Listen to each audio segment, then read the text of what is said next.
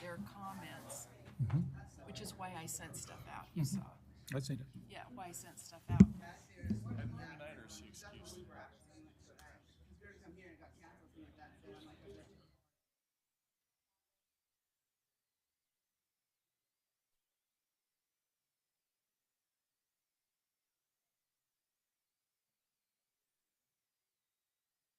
Is those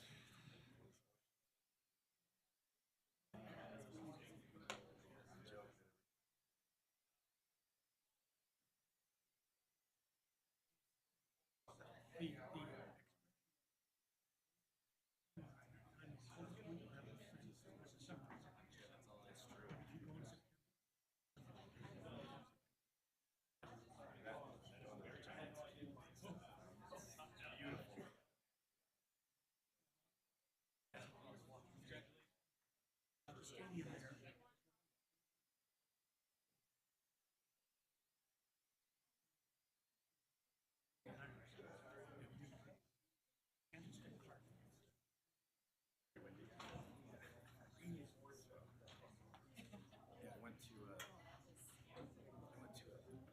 Oakland A's game. Oh yeah. At Coliseum. It's like they haven't changed anything in the 60s, 70s.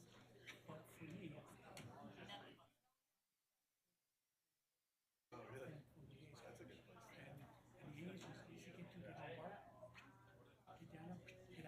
Probably a good.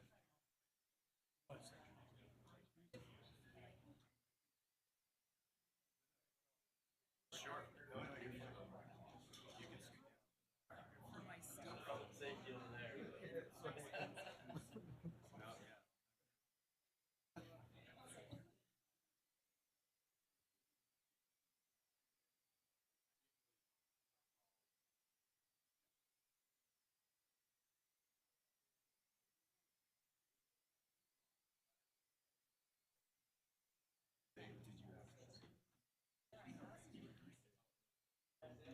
Did you have?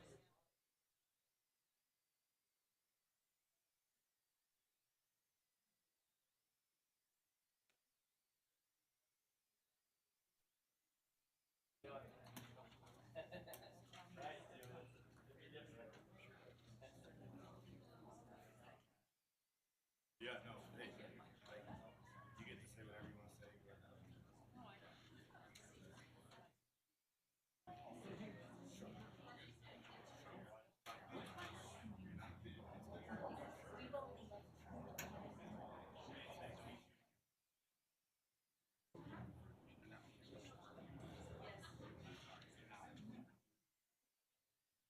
It's a big.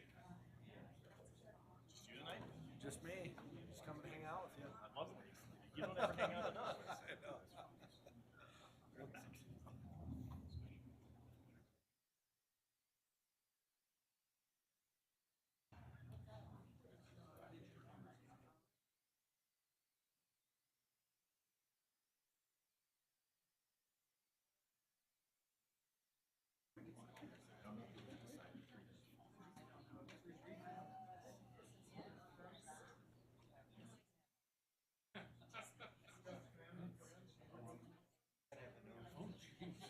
I've got my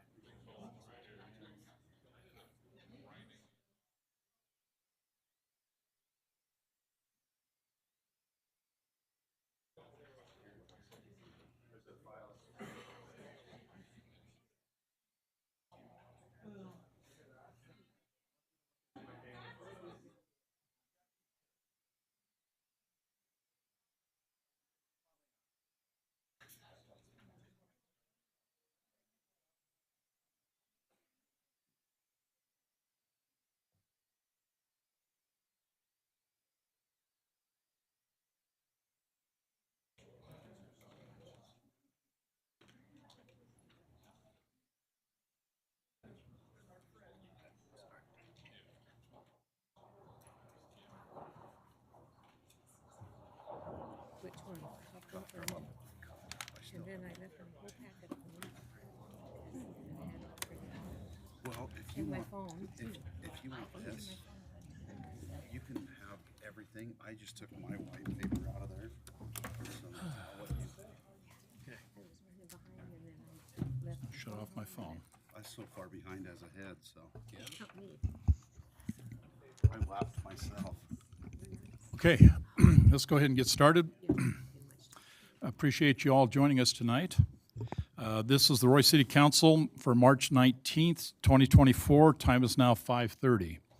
I want to recognize that we have Councilmember Saxton, Councilmember Sophie Paul, Councilmember Jackson, Councilmember Gadden, and Councilmember Joe Paul with us tonight. Enough to have Miss Nicole Williams. She's our youth council member. Thanks for joining us, Nicole. Okay, it's great to have you. Okay, if you don't mind, I'm going to go ahead and lead with a moment of silence and the Pledge of Allegiance. So if you would for me, just be with me on a moment of silence. Thank you.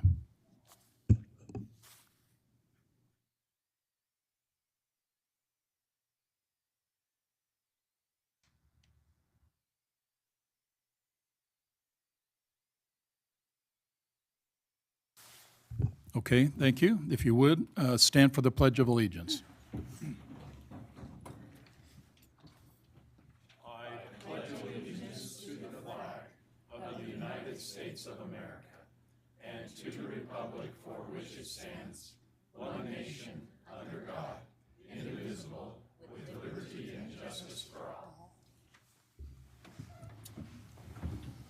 Okay, thank you. Council, we have some consent items, specifically a request for approval on an alcohol beverage license at the Fast Stop at 1104 located at 4795 South, 3500 West. We also have the February 6th Roy City Council meeting minutes, and we also have the January 2024 financial statements. Is there any comments, questions, or corrections to those? Okay, Brittany, you have took the adjustments I sent to you? Make a motion, we approve. Okay, I have now a motion to approve the consent items. Thank you, Joe. Do I have a second? I'll second it.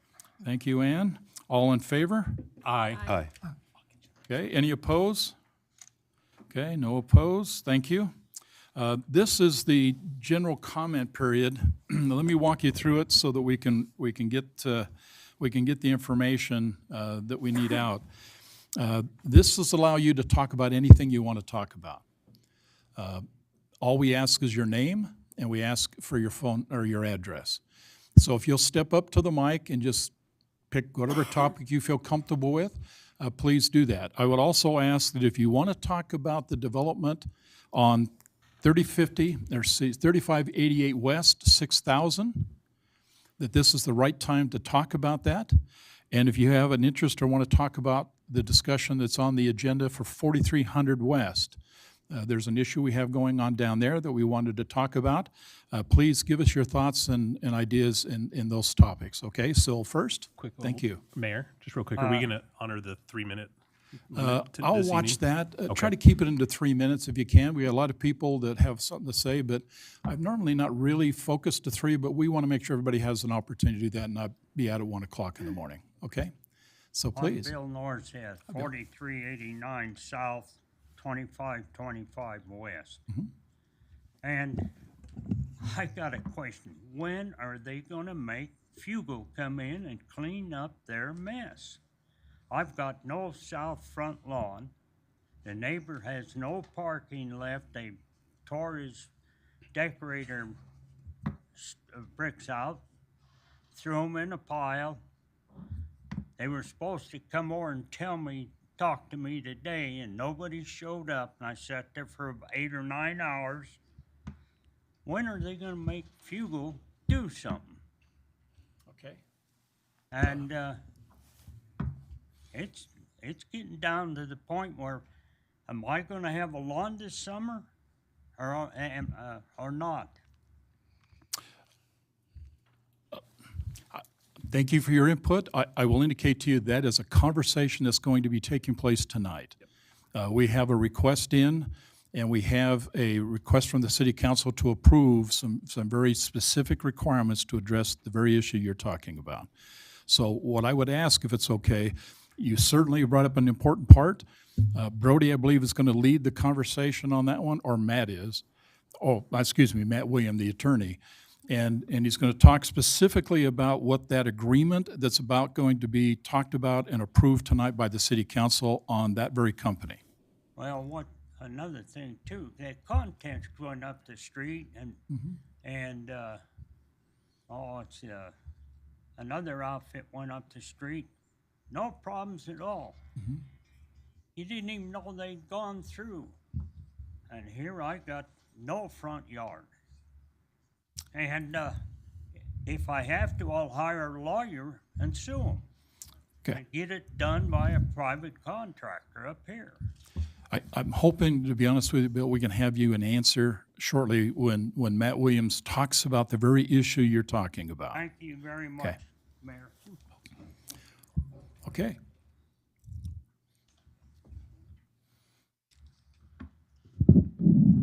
Name and address. Luann Cooper, 6076 South, 4100 West in Roy. I am here to talk again about the 4300 West crosswalk 4300. on 4300, 5750 South. So the city did a study that showed the crosswalk didn't meet the standards for the crosswalk lights. And so I'm wondering what those standards are and how can we change them? Because from what I understand, the survey was done From what I understand, there was a survey machine up for a weekend during a soccer weekend, but that crosswalk isn't safe, so nobody's gonna walk over to the crosswalk to use it. Everybody is jaywalking on that road because it is just as safe to jaywalk as it is to walk over to that crosswalk because people aren't seeing it. And the way people are parking on a soccer weekend there isn't safe. I emailed Matt and Randy about the parking situation. I got a response from Randy that there should be 20 to 30 feet of red sidewalk on both sides of the crosswalk. Is that correct? I would think there would be. I don't have the exact. Okay. Chief may have a better idea. I measured the red before I came. It's only 15 feet on the north side of the crosswalk, Okay. on the Emma Russell side. And then the corner of 5750, I have pictures here. It is the, southwest side of the corner on 5750. That also needs to be painted red because we have cars parking there. And I have pictures here that I would like to share. I've Please. emailed them to Matt and Randy in October. I didn't get a response from Matt, but after I Facebook messaged Randy, he said it's now too cold to paint the sidewalk red. But if I can leave these pictures with you, you can see what corner I'm talking about and the issue that we have. It just needs to be painted red there so that cars aren't parking, making it unsafe for people to come out of the street, but also it's blocking the crosswalk, which is another problem that we have. And then, so I hope the city can utilize this warmer weather in getting that sidewalk painted red on both corners and on both sides of the crosswalk. Also, this crosswalk is an issue. I don't know what kind of survey you guys did or what kind of standards you have, but I do want to point out that we did not get a crosswalk light in front of Roy Elementary until after this crossing guard got hit. I don't want to wait for that. And I really hope that that's not the standards that we're going by here, because I really want to be able to say that Roy City is a safe and awesome place to live. But the fact that we keep coming back here saying this crosswalk, you know, it's an issue, it's really disheartening, and I hate to say that. I would propose that we get those crosswalk flashy lights and we make the crosswalk a speed bump to help with the speed on that road and to make it more noticeable.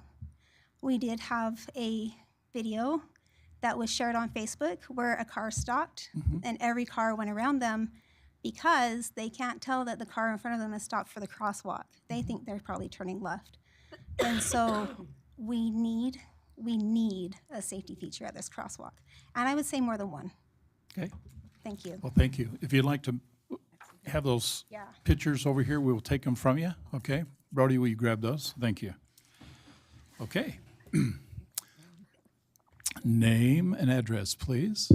My name is Danette McGilvery. My address is 3536 West, 6050 South. And I'm going to make some comments regarding the property at 3588 West, 6000 South. So we were close enough to get the original letter about the Planning Commission meeting that was held last week about proposed changes. So we came to that at the planning meeting last week. The proposal was for townhouses, for 20 townhouses. The Planning Commission, as you've probably read in your packet, the Planning Commission voted 7-0 against that. Since that time, I have been in conversation with the developer. They already had a backup plan for homes, single-family homes, two-story single-family homes for 15 of them on that same property. So my comments are regarding this new proposal for the single-family homes, which I think that you're going to hear about that after the public comments. So I did inform a lot of people in the neighborhood because I don't think it's fair that only people that live 300 feet away get a letter, because the whole neighborhood is affected by all of these choices. So I sent out information from the city, also information that the developer had given me and said I could send out. So I tried to let as many people know as possible and ask people to form their own opinions and come here and share them. So I am not speaking for anybody else, except I'm speaking for my husband and myself when I'm talking. So I want to say thank you to Chase for giving us a new plan. In my ideal world, we would find a buyer for this property. And they would keep it the way it is. It's got the big house, it's got the garages, it's got the fruit trees. In my ideal world, they would find just that perfect buyer and just keep that beautiful property the way that it is. However, I think that that is unrealistic, and I think it will end up getting developed. So so the question is, how are we going to develop it? So these are my thoughts, assuming that at some point it'll have to be developed. Now, we had noticed on Zillow that the price has been dropped, and maybe we're going to be lucky and we can find a buyer for the property. But just in case, here's my thoughts. I definitely want to see the single-family homes, and I'm glad to see those, but I would really like to see fewer than the 15 single-family homes that are going to be on the proposal that you're going to hear tonight. And this is for the following reasons. Parking. So in these new plans with the single-family homes, it shows parking for two-car garage for each of the single-family home, and it's a two-story single-family home, two parking spaces in the driveway. So that's good. And then there's 7 guest parking along the east side of the road. That is good. However, I don't know what the dimensions of the garages are. We have technically a 3-car garage where we live, but with an SUV and these bigger vehicles that most of us drive, you cannot fit it in the garage. So to fit it in the garage, you have to park crossways across a 2-car garage, and so therefore a 2-car garage becomes a 1-car garage. So I do want to know what the dimensions are on the garages and the length of the driveway, because I think it needs to be realistic to the kind of vehicles that people drive today. I'm not going to speak to the traffic because I'm going to expect that there's other people going to speak to the traffic, even though I am concerned about that. If they do a rezone, I want you to do the rezone based on a commitment to do single-family homes, not rezone and, oh, by the way, now something gets changed and we put in something besides single-family homes. So I think there needs to be a commitment for that. And I really want you to commit to single-family homes if there is something that has to change. I'm really hoping that we can find a good solution for the neighborhood, for the developer, and for Roy City. It was mentioned in the Planning Commission last week by the city planner, I believe, that he did not prefer to have a private driveway. I think the plan is that this new proposal would be a private driveway. You know, if we can find something that fits the neighborhood and Roy and the developer's needs, to me, the private driveway would be the lowest on my list of criteria. Like, if we can find something that meets, like, let it be a private driveway.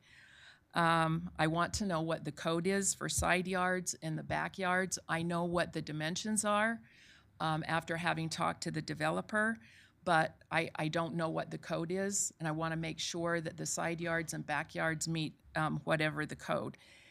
I really do want this to be financially viable for the developer. I own my own business. It's important to be able to make a living, but I really hope that they can find fewer homes and still be financially viable for them and address some of the concerns that will still be existing, even if it's single-family homes instead of the townhomes. Thank you. Okay. Thanks for your comments. Okay. Anybody else like to share? Okay. Name and address. Thank you. My name is Courtney Vega. My address is 4179 West, 6075 South. I'm here on regards of the crosswalk at 4300 West. I got 3 very young children, 10, 10, and 8, who have to walk to school every day. Before, it was still somewhat light out. Now, since I won't let them cross there no more, because my youngest has almost been hit. They will come home and say, "Mom, we waited there for 10 minutes and nobody stopped for us." And so I now make them continue walking up to 5600 to cross where the crossing guard is. That's an extra 15 minutes away from where we live. It takes them 45 minutes to walk to school. They have to leave my house at 7:35. The sun is barely coming out. My thing is if they can cross at that crosswalk, that takes an extra 15 minutes off because they can go through the housing additions and loop around. We have seen numerous children almost get hit during soccer season. That's where AYSO plays in the soccer fields. It is completely packed from 8 o'clock in the morning to 2 o'clock, 3 o'clock in the afternoon. Numerous kids have almost been hit. Nobody is paying attention to that crosswalk. We asked for flashing lights and we got happy, mad signs for speeding. The problem with that is half the time, one of them's not even working. I've never even seen it work. The other one works, but no one's listening to it. I agree with the speed bumps. That'd be amazing. The flashing lights to get their attention. My youngest is tiny. And so for her to sit there and wait for this cross, people don't even know she's there because I'm not gonna let her step out in the road like people are saying to do. And it's frustrating because I sat there while we were doing a test run and I watched 6 cars pass these children. There was my kids and then there was a whole nother set of kids during the school year, or during the school time. I'm not sure when you guys did your survey, but it was not during the school time. And now, since the new corridor highway has opened up, it is 10 times worse. The traffic is 10 times worse. Rush hour, that is the time that everyone's going to and coming home. And that is the time that they are going to school and coming home. And I am asking you, begging you, please make it safer for our kids to walk to school, walk home from school, and our soccer kids, because it is a very, very busy crosswalk and nobody is even looking at those happy, sad speed limit things. So, thank you. Thanks for your comments.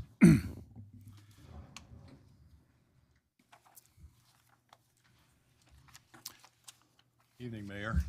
Mark Arrington, 3685 West, 6050 South.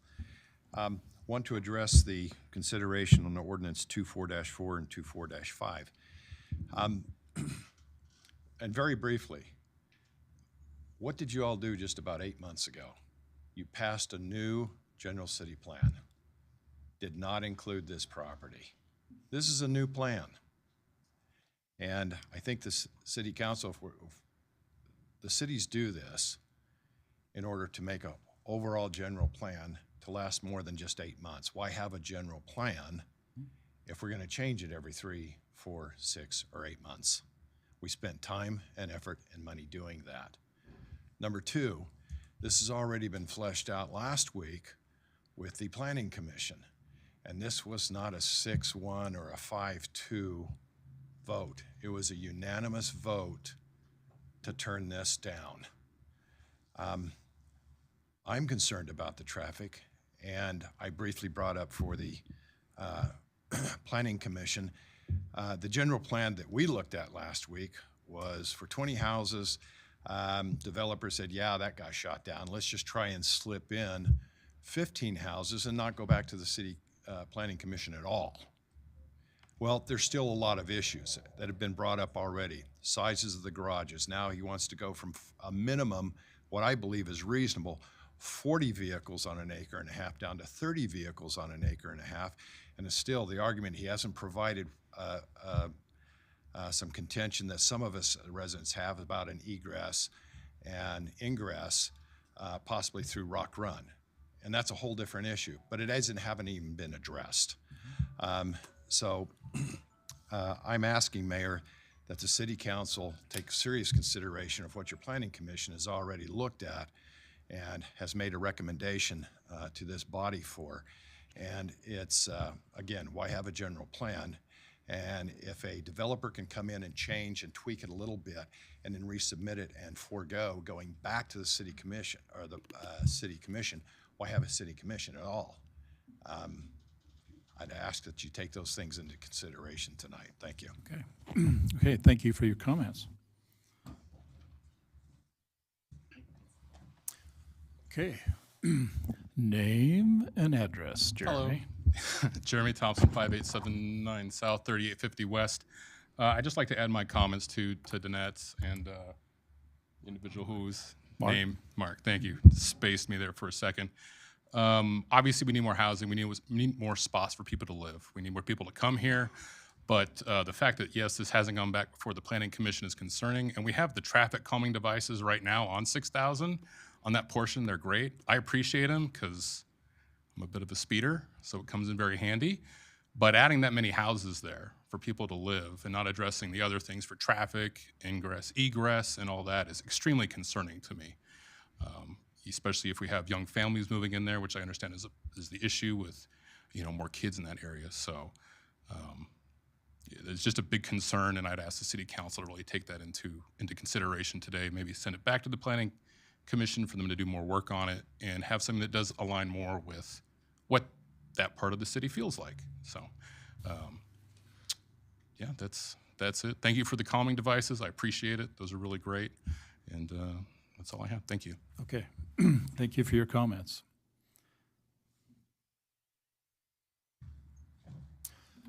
Okay, Scott, name and address. Scott Spencer, and I live at 3661 West, 6050 South. And I am concerned also with Ordinance 24-4.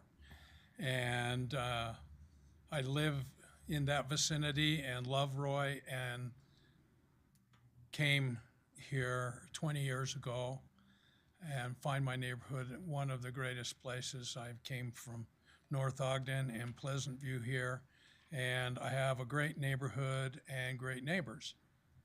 And I'm just concerned that that residential property stay the residential. And I know as neighbors talk that even retirement homes in that area have been discussed.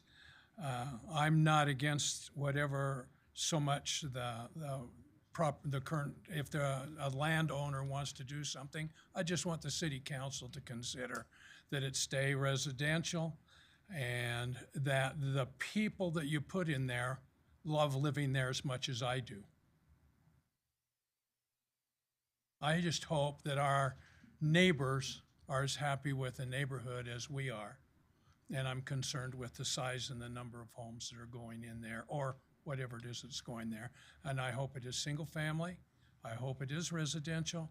And I wish very much that the landowner not control the city council and push something through that would diminish how wonderful it is to live in Roy there.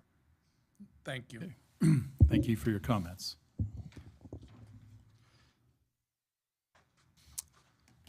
Okay, name and address, please.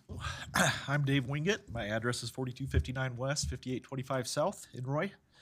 I also would like to discuss the crosswalk on 4300 West in M. Russell Park.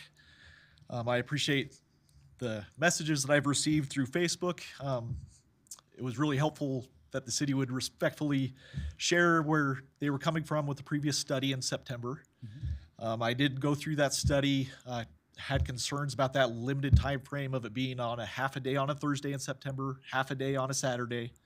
It was during the school year. It also was during the soccer, being Thursday and Saturday.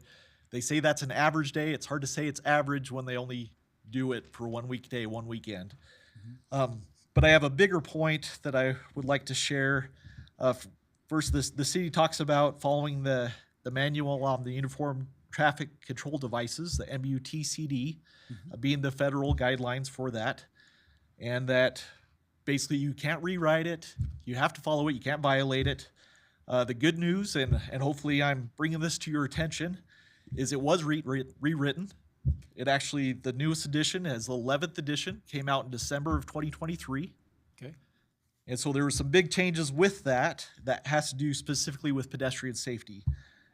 First, to get the terminology right, they call these alternative to traffic control signals. Installing a pedestrian hybrid beacon, that it's now under Chapter 4J, before it was 4H. They also have rectangular rapid flashing beacons. Sorry, I just had nasal surgery, so I'm just recovering from that. So that's Chapter 4L, so they actually separate those two. In the past, they considered those together. And so this is an important point, is that what was considered before under the engineering study was for the pedestrian hybrid beacon, also known as a hawk signal, what we have at Roy Elementary. And so that does require an engineering study still. What is the improvement in my mind is that rectangular rapid flashing beacons, so those yellow flashing lights that we see effectively used at trail crossings, that is now up to, and without an engineering study, that is allowed by the city to treat that similar to a traffic calming device. That's at your sole discretion. So as our elected officials, we hope that you use that wisely with that authority. But those RRFBs no longer require an engineering study. Okay.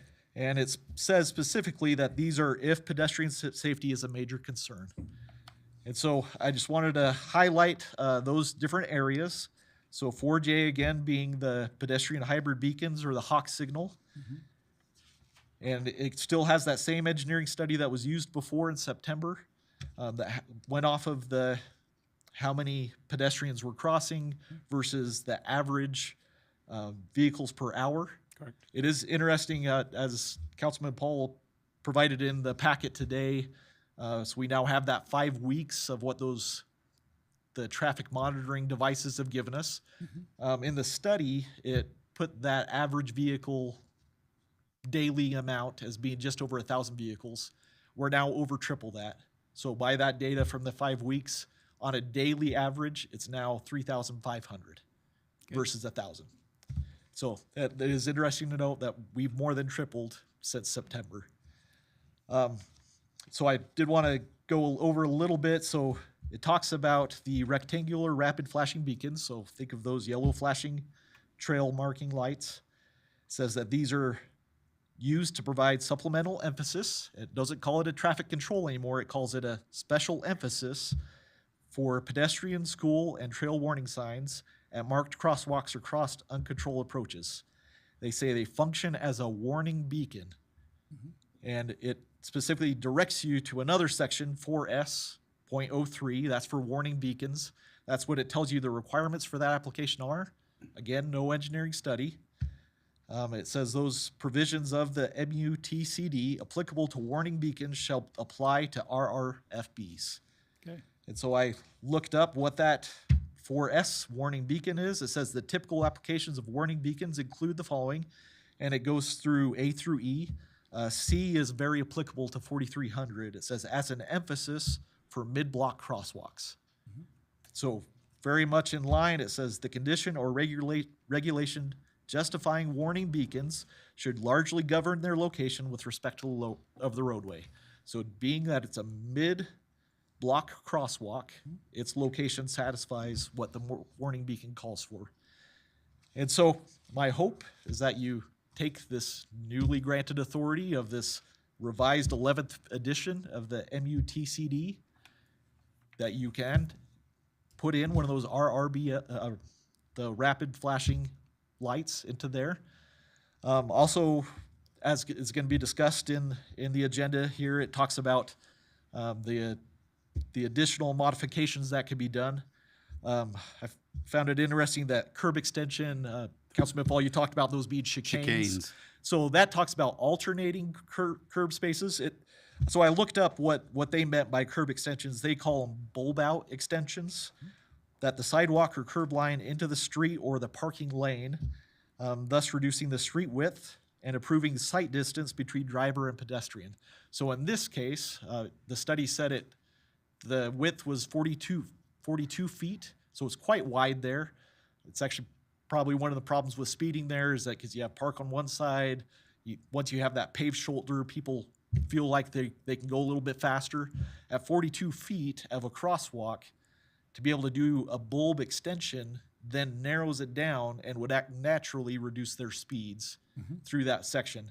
It also, as Mayor Dandoy, you mentioned, we can't regulate stupidity. So when people are passing over on the right, thinking that someone's turning left onto that road, even though they're stopping at the crosswalk, in a way we can. If we do a bulb extension, they no longer have the avenue to go on the shoulder or in that parking lane. And it makes it safer because when cars are parked, as we had heard, 15 feet away, cars can park because that parking restriction is not as far as it should be. Then when children are out as pedestrians, you can't see them behind those cars. But if you had a curb extension, they can stand out further before they're actually on the roadway, and you're able to see them past that parking lane. So that's really the purpose of that curb extension.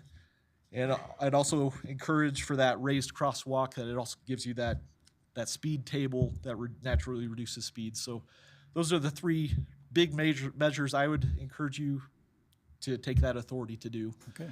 And also the lighting is you have a street light on one side, being on the Hooper side.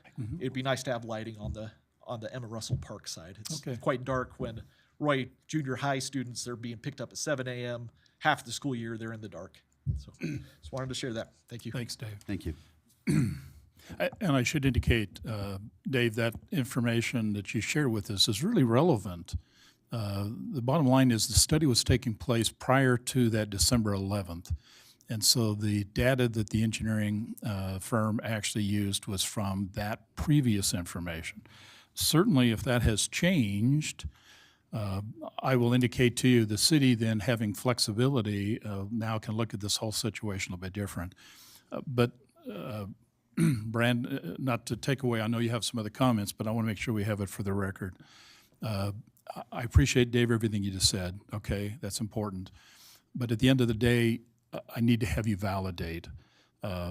If we do it right and it's according to the law, both the federal and state law, if there is an option, then we need to come back to the council and say, yes, everything Dave just pointed out is absolutely correct.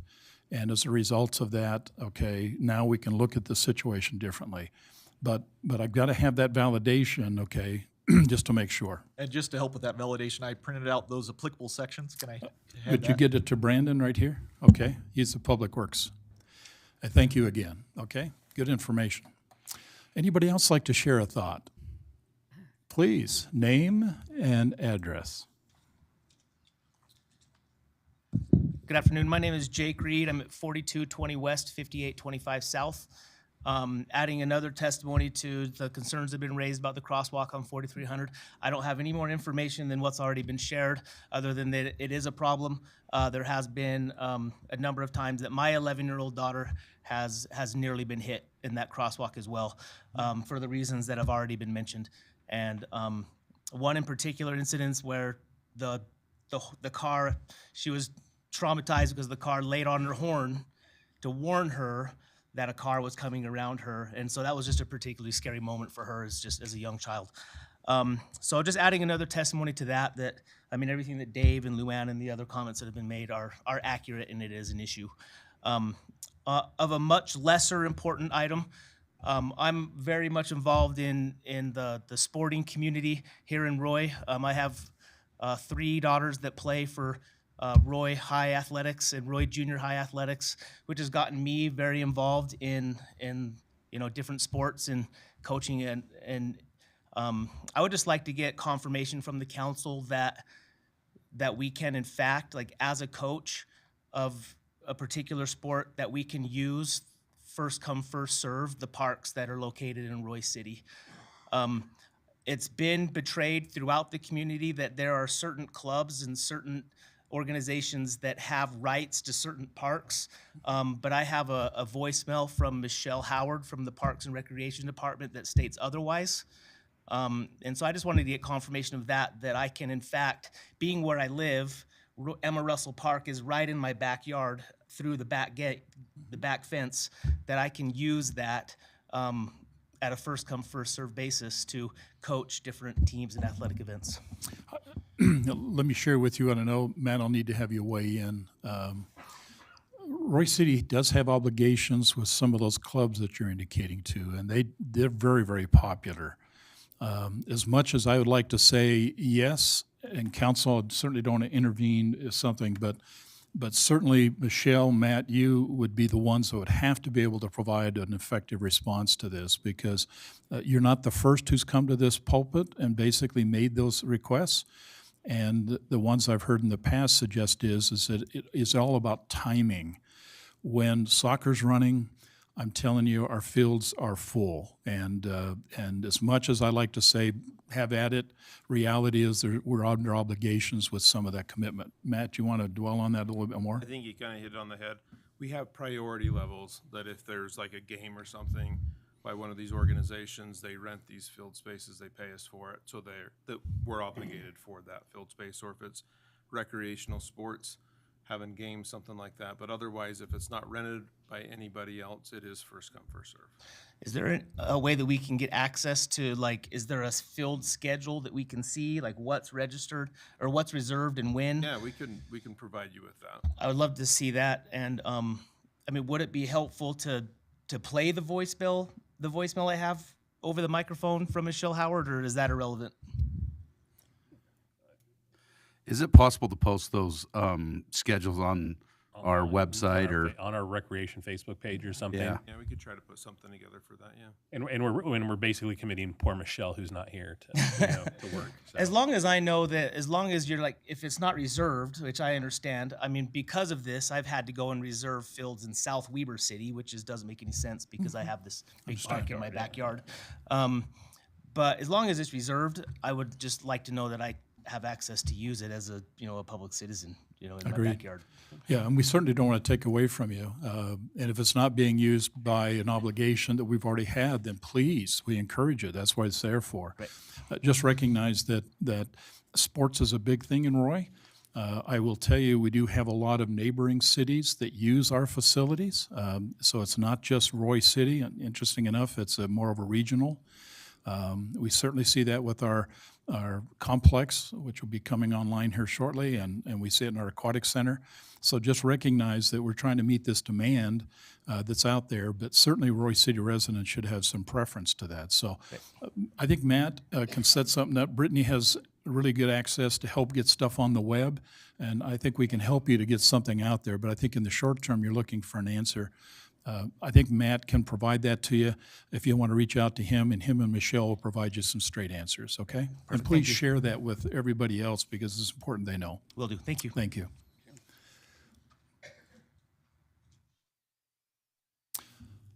Okay, name and address. Thank you. Jean Arrington, 3685 West, 6050 South.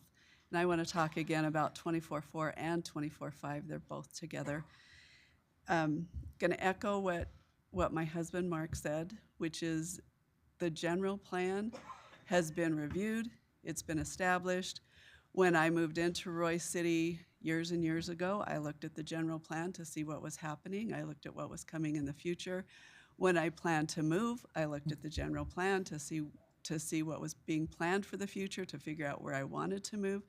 So it is troubling to me that we have a city planning commission that reviews all of this information, but that there is a loophole, I view it as, that somebody can come in and change a plan and not go back to the City Planning Commission and ask for additional hearing or additional information.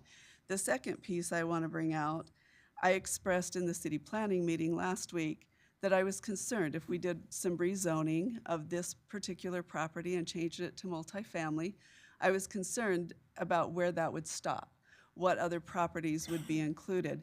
And the reason for my concern is because as I looked at, again, I thought maybe I was imagining, but I wasn't. I pulled back up the plans that were presented, and I saw the zoning map that was originally done that showed this particular property.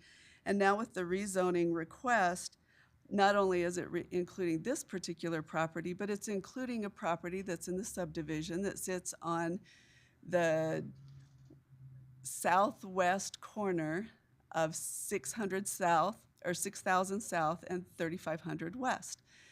And so I looked at that and thought, wait a second, that corner house that's part of the subdivision wasn't in the plan. Now suddenly we're looking at this piece of property and it's now included in the next plan we're being asked to evaluate, and that is really bothersome.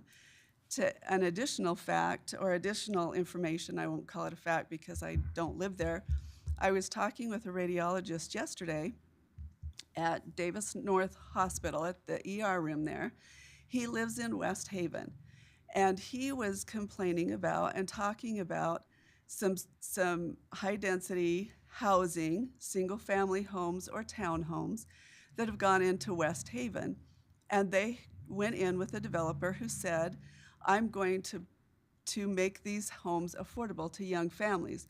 We're going to keep them at about $350,000 a home, way affordable when you think about the $450,000, $500,000 homes.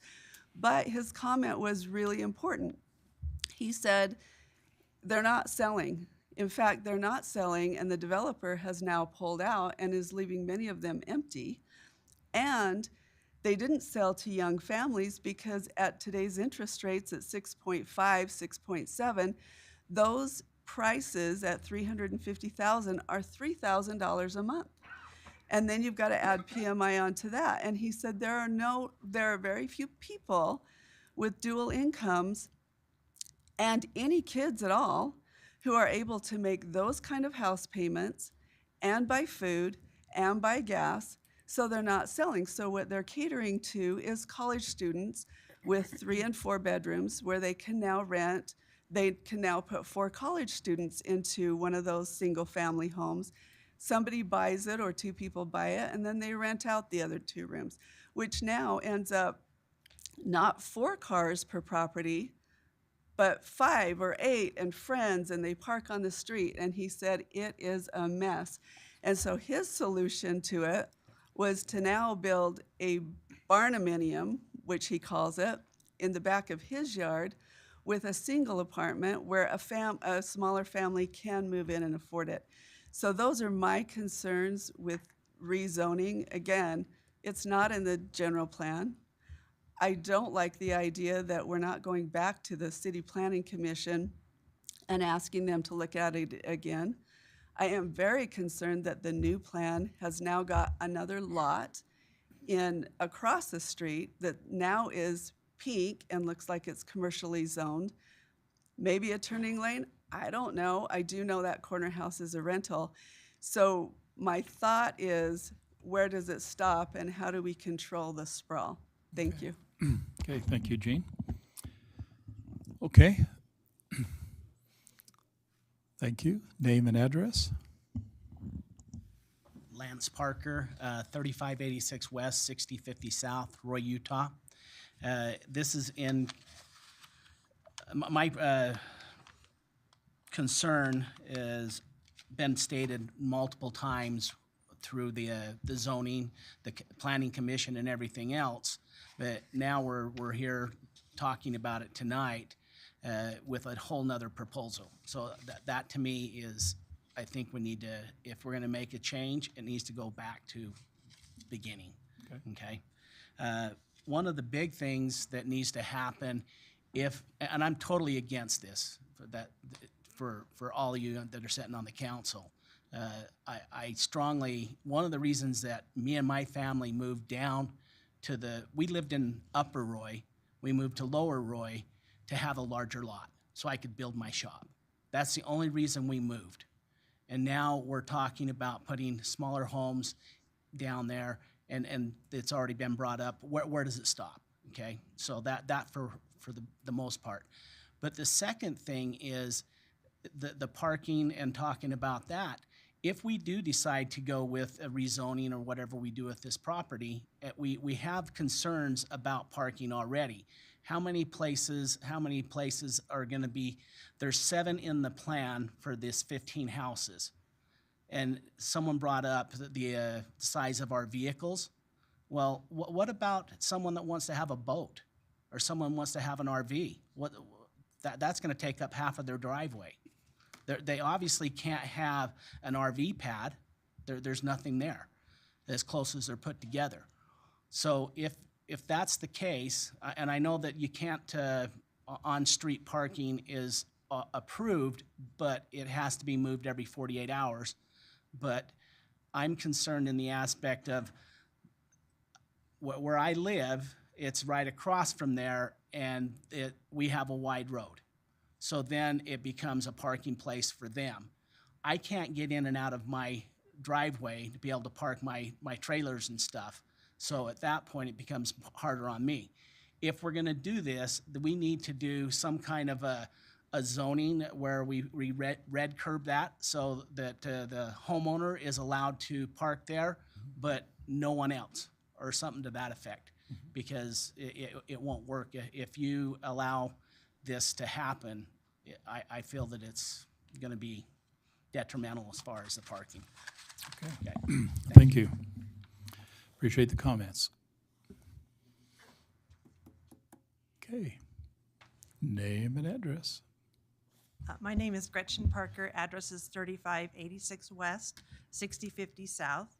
And this is in regards to the property at 3588 West, 6000 South. And I have a safety concern. As a medical professional, I see this as being an issue. There's only one way in. The street looks narrow. There's sidewalk on one side of the road.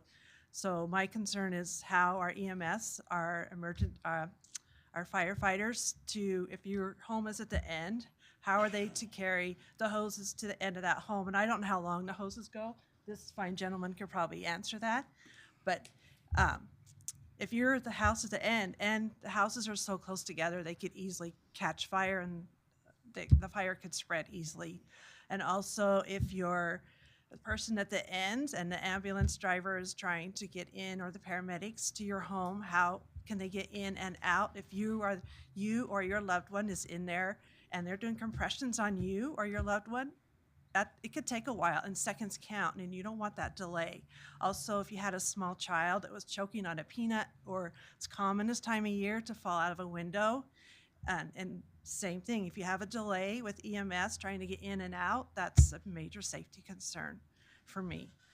My concern is, and everybody seems to have forgotten, we do live in a desert, and I remember the slogan, to slow the flow.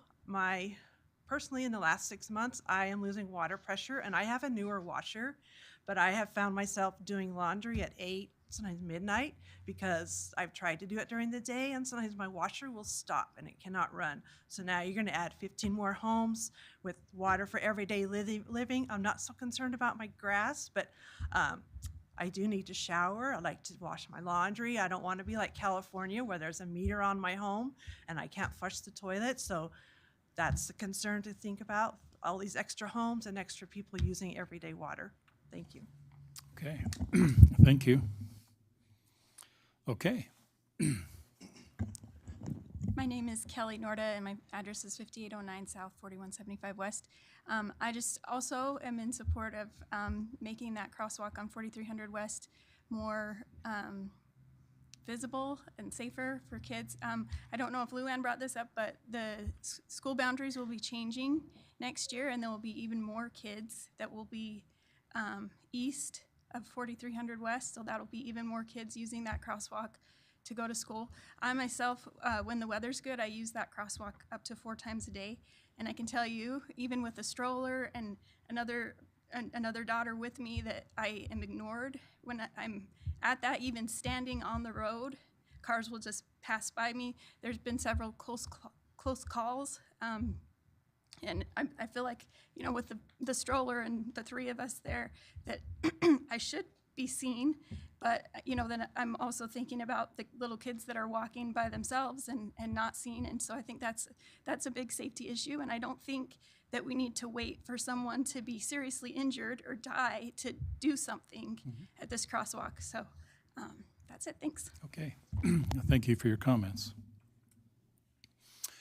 Name and address. 3821 West, 6050 South. I kind of want to merge these two things. I didn't even know about the crosswalk today, but my grandkids play soccer down there, and it's awful. And 4300 is pretty much the next main thoroughfare after 3500. Now you're adding 6000 South into that. My point is not so specifically on that lot. My point is, what is the plan? What is the plan? Now you want to take the, and I'm sorry, but I'm actually more concerned with 24/5. I don't understand why a commercial was thrown in there. If you want to build homes, which is what the big presentation has been, why didn't you just go for 24/4? Why is 24/5 one of their points even? I'm a little conspiracy theorist. I'm like, why is that even in there? As far as I can tell, is what I've heard is it gives them 40 feet of clearance instead of 35 for a home. Is that like the major difference?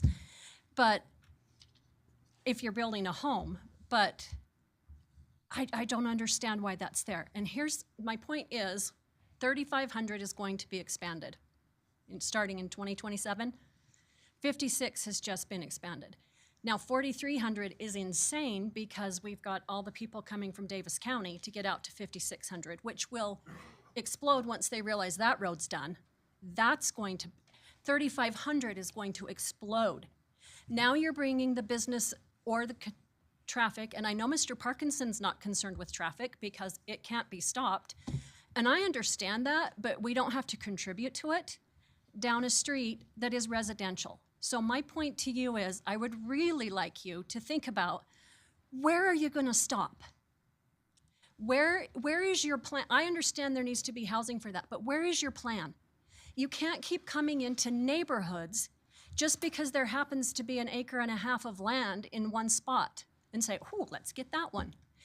We've already lost the homes on 3,500 right there between 6,000 and 5,600. Most of that has already been now turned commercial. So that's going to add to it. Why are we turning the corner down 6,000? That is a residential area. It's neighborhoods. It's not your next business spot.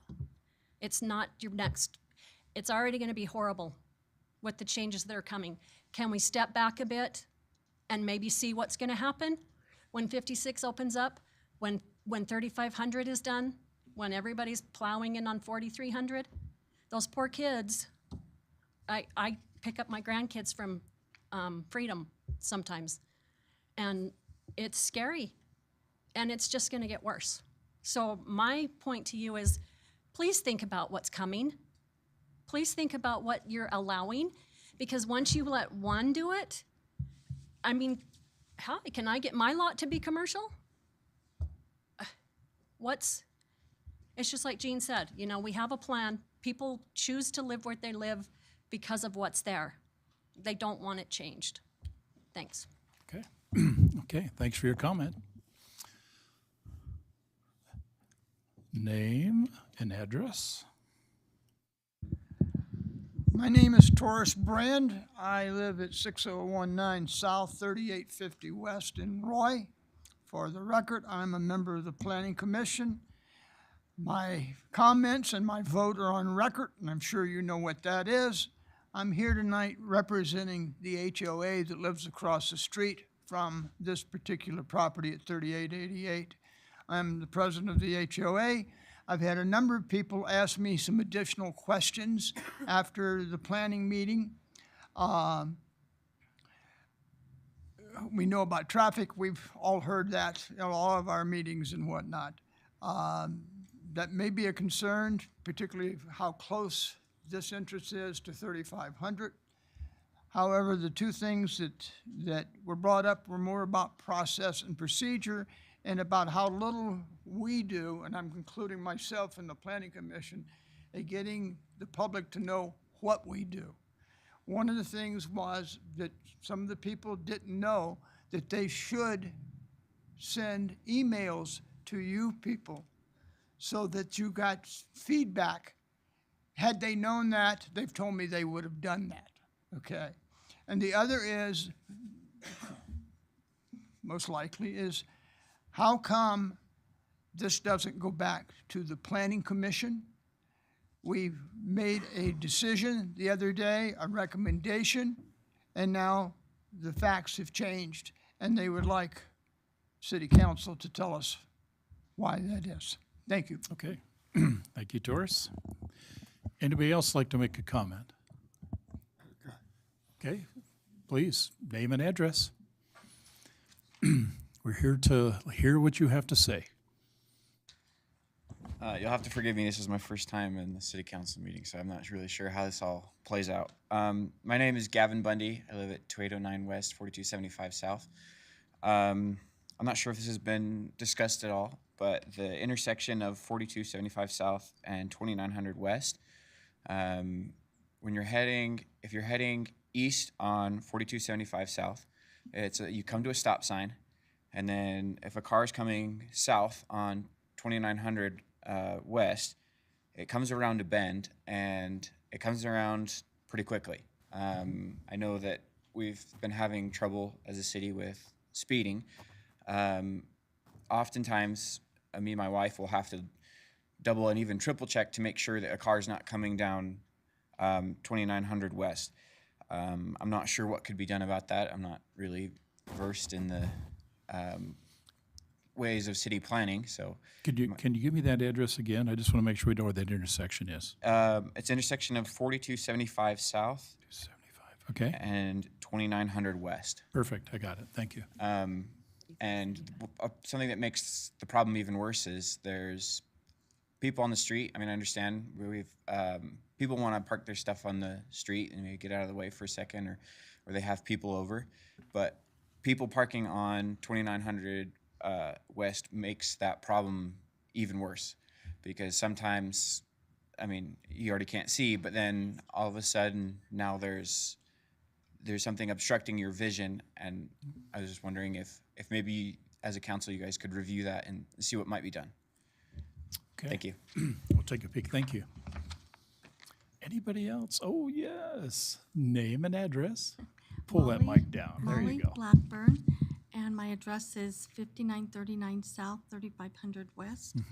And I wanted to just kind of agree with Sharon when she said, when does it stop? Because, you know, we got the Rock Run offices there, and then it's like, oh, now that street wants to be commercial, and we're sitting on ours kind of thinking, is there any possible way we can keep our home? We're not done with it. And I know that there are some that are. They're older, and they may not want to take care of a field. I mean, you know, it does take some time and work. And it's, but I just think, yeah, I mean, when we understood the planning, we had a home for the rest of our lives. And then it changes, and it does kind of break my heart, because, you know, we're supposed to live in the land of the brave and the free, and you're supposed to be able to own a home, and then you find out not really. It just depends on if other people want you to have that home, and it breaks my heart. But I don't want to see my neighbors down 6,000 lose their homes as we look at, oh, know, what can we do with that? There's people involved here, and there's people that live in those homes. And I just think it's important to see the people as well as the property. That's all I have to Okay. say. Well, thank you for your comments. Okay, anybody else? Paul, is he coming over?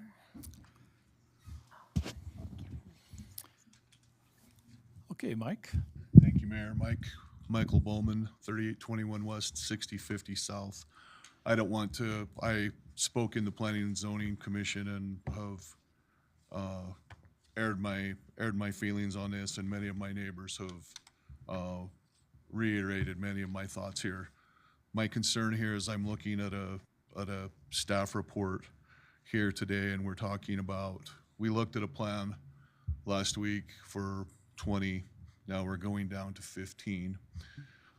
And I don't know if this is the correct forum for someone to explain, but I'm curious as to why we're willing to accept either a multifamily residential or a commercial mixed use. If we're talking about building residential properties, what is the difference between those two designations, and why would the development be willing to accept either one of those? I do share concern with the rest of my neighbors and also with my wife about where does this stop, because I know going west that most of the people there, I've done some research in the area, most of those lots are probably at least a half an acre continuing to go west. And I think if we go for 1.5 acres right here, the next lot's 0.61 acres, the next lot's 0.5 acres, and then is it just going to look more and more appealing to just keep expanding there? I think all of us that are here, and it's been said, but I will say it again, I moved there for a reason. There was a plan that said I can live here, I can have this size of a lot. And then the two plans and the future plans I've seen, these two lots were always remained as residential. There was no change to make them anything but that, even through the iterations of the plan that were made on future land use. So I would ask everyone to just consider that, and please consider everything that's been brought up by my neighbors. Thank you. Okay. Thank you, Mike. Okay. Perfect. Name and address. My name is Paul Wilson. I have two properties. I have a business on 1969 West, 6000 South, and then I have a home out at 5998 South, 4250 West. Okay. First of all, with everybody in here, as far as the traffic or the crosswalk, now that you guys have new information, I haven't read all the stuff about the new studies and things that are supposed to be done and all that kind of stuff, but as a city council, I think that having the new information, I don't know this gentleman here, but I guess we will get to know each other. I think that the city council needs to fast track that. I have kids out there. I live out that way. Mr. Mayor, Miss Ann, and Randy, you guys know where I live out there. It is very important to families and people. I won't even let my child walk down to the park, okay, if he has to cross that road right there. I won't let him walk over to his friend's house that is just right down the road. I've driven past there and stopped for children in the crosswalk, and people speed around you to get through that crosswalk. Not only right there, but at the 6000 intersection right there. And it's just ridiculous. Something needs to be done to protect these kids. There is no dollar amount that we can put on these children's lives. None. And I would just ask that everybody consider fast tracking that if they have to have a special session or anything like that and get it moving along. I know it's been quite a while since this was first discussed. I just think it needs to be fast tracked. Okay. The other thing I want to discuss is the property, that the rezoning of that. I do not agree with that in any way, shape, or form. That's called spot rezoning, and the gentleman back here on the Planning Commission discussed that when our property was looking at that option also, and everyone here was great about that, and we appreciate that. The other thing I wanted to discuss was these fiber optic companies that are coming through here. As this gentleman pointed out here, they're tearing things up, they're not fixing them. Okay, my driveway was sunk. I tried to get the city out. I tried to get Connexed out for almost a year with dozens of phone calls, and finally threatened to sue them before someone actually showed up on my property. And Connex didn't take responsibility, the city did. Okay, the city, I said, call me, I'll come out and show you. Never got a phone call from the city. They showed up and tried to lift the concrete, which turned out horrible. I have an 18-year-old that has more pride in what he does than these guys did, okay? And it still looks horrible. And I've never even received a phone call from the city on what's gonna happen. I had a gentleman out from the city at my property yesterday, my business, speaking to him, actually it was this morning. And he said, yeah, that's all that's gonna do out there at your property, which it looks horrible. I mean, if that was done on any one of your properties, I'm quite sure you would be very, very upset like I am. And then the project that went across the highway there, it was a Monday, I had a conference I was in. I get a call from the lady in my office, and somebody from whoever's doing that project, Granite Construction, I think it was, came out and said, we're shutting your business down, this, that, and the other on a Monday, okay? And said it's gonna be shut down the rest of the week till Friday because my driveways were gonna be blocked with pipe. I never got a phone call. And this is being done under each and every one of y'all's watch. And I am very, and anybody that knows, I have a meeting, I'm gonna talk with Brody tomorrow, and I invite any of you to come by and discuss it. I've talked to the ombudsman about this, getting my property fixed. Am I gonna have to do it myself? And my contrast on that is when the water department came out, the Royce City Conservancy came out and replaced and put meters in, if you go look at that piece of property, immaculate, did a great job, Polson Construction. If you go down to the corner where Connex set that box, what they did is they put sod in over here with the water meter boxes, and they put junk grass over here, which is Bermuda grass. It's still dead and looks horrible on my property, okay? And they didn't use sod. They used scraps from other yards that they've dug up. How can that be acceptable to our city to allow them to get away with that? And now we're talking about bringing Quest in to do the same thing. That's gonna be a huge issue. And I've already been on Facebook and listened to the comments that everybody has made is, how are we gonna let these Quest people just come into other people's yards on their private property, through their private property to get to their easements versus taking the fence down like they should be doing in the first place and going and accessing that if it's a backyard access or a side yard access, whatever it is.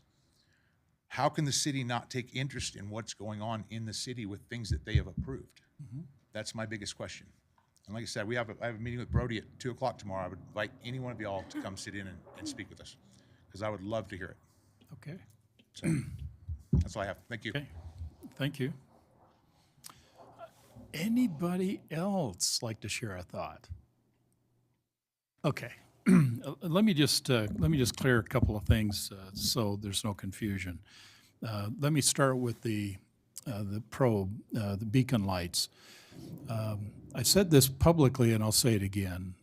When we had that engineering study done back in September, August, or whenever that took place, when the results of the impact requirement came back to us, we were shocked. We honestly thought of all the ones that were being looked at, that would have been an easy, but it didn't meet the requirement. Dave, some of you still here. Certainly you've opened an interesting door for us, because I will tell you, had it been approved, and I think I can speak for Matt, and I can certainly speak for Brandon, had it been approved, this city council would have sent buy it. We just said buy it, and what you'd be seeing today is you'd be seeing those lights flashing. But the law was very clear. And without that law, the liability to Royce City was significant if we violated federal and state law. And we just couldn't do that, which is why you're going to get a whole different presentation, a whole different conversation tonight about what we think we can do. And then we're going to go back, Dave, to your point that simply says if the law was made sense and gives us some latitude, and this council has the flexibility to do that, I can't speak for them, but I can speak for what they think, and they think is we're going to protect our kids. So mark my words, we're going to give that a serious look.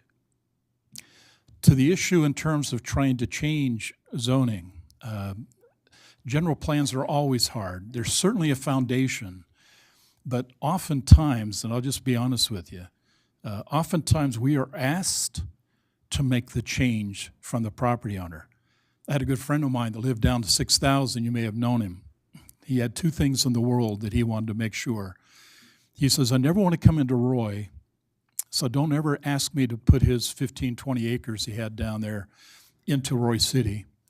large part because they took away his pony place over there in Emma Russell. If you remember what Emma Russell was before it was a park, it's the rodeo grounds we used. And he says ever since Roy did that, I have nothing to do with Roy. And he made that pretty clear. And then him and his wife passed away. And I'm telling you, within days of that, the remaining family approached Roy City saying, I don't want to do this anymore. I want to sell it, and I want to get rid of it, and I want to move out of it, and I got a developer who can do all of the above. Shocked me. I thought the generations would have basically said, you know, my parents and my children are going to think the same. I'm telling you that was not the case. That property was sold in a heartbeat, and a developer came in with a proposal. And oh, by the way, in that proposal, the same city council says, if you're going to tie into our resources, by the way, that was Hooper. If you want to tie into our resources, you need to be in Roy. And they agreed. Roy City Council approved the boundary adjustment, and the Hooper City Council approved the boundary adjustment. And that piece of property in today, whether we like it or don't like it, is in fact Roy. And the fact that it has those houses in there had nothing to do with us. Just the owners of that property says, I don't want to have a ranch anymore. And they said they wanted to develop it. You'll be surprised how Roy City really doesn't want your property. I can't speak the same thing for UDOT. UDOT has a different direction. But we don't take people's property. Let me make that clear. We don't take property. But if you as a property owner want to come in and simply says, I want to repurpose my land, we have to listen. It's not that we don't care. We have to listen, which involves the Planning Commission and the City Council. And last thought. The Planning Commission has amazing responsibility in lots of things. We gave it to them. We got out of the business. But the two things they cannot, let me repeat, they cannot do is they cannot approve a general plan amendment, which is being proposed tonight, and they have no authority to approve a rezoning map change, which will be presented tonight. They have no authority to do that. Everything else they do. And to be honest with you, tonight for the R4 that's being proposed, you can put a lot in an R4. You can put townhouses. You can put single-family residential. You can put, in essence, you can put just a lot of things in that R4 if you read the policy. So if the council approves the R4, the bottom line would be is the developer in that or any property owner can do a lot of things under the R4. And all it takes is to have that property changed. Not that we basically wanted it, only because the property owner, or soon to be the property owner, asked for it. And we have a legal responsibility to allow them to make a decision on their property. It doesn't mean we agree with it, and all it takes is 3 votes to say yay or nay, but just recognize is that the council has the authority and responsibility to do 3 things. First, listen to the property owner. Listen to you, because you have a very important part of this conversation, and see how it fits within the long-range plans of Roy City.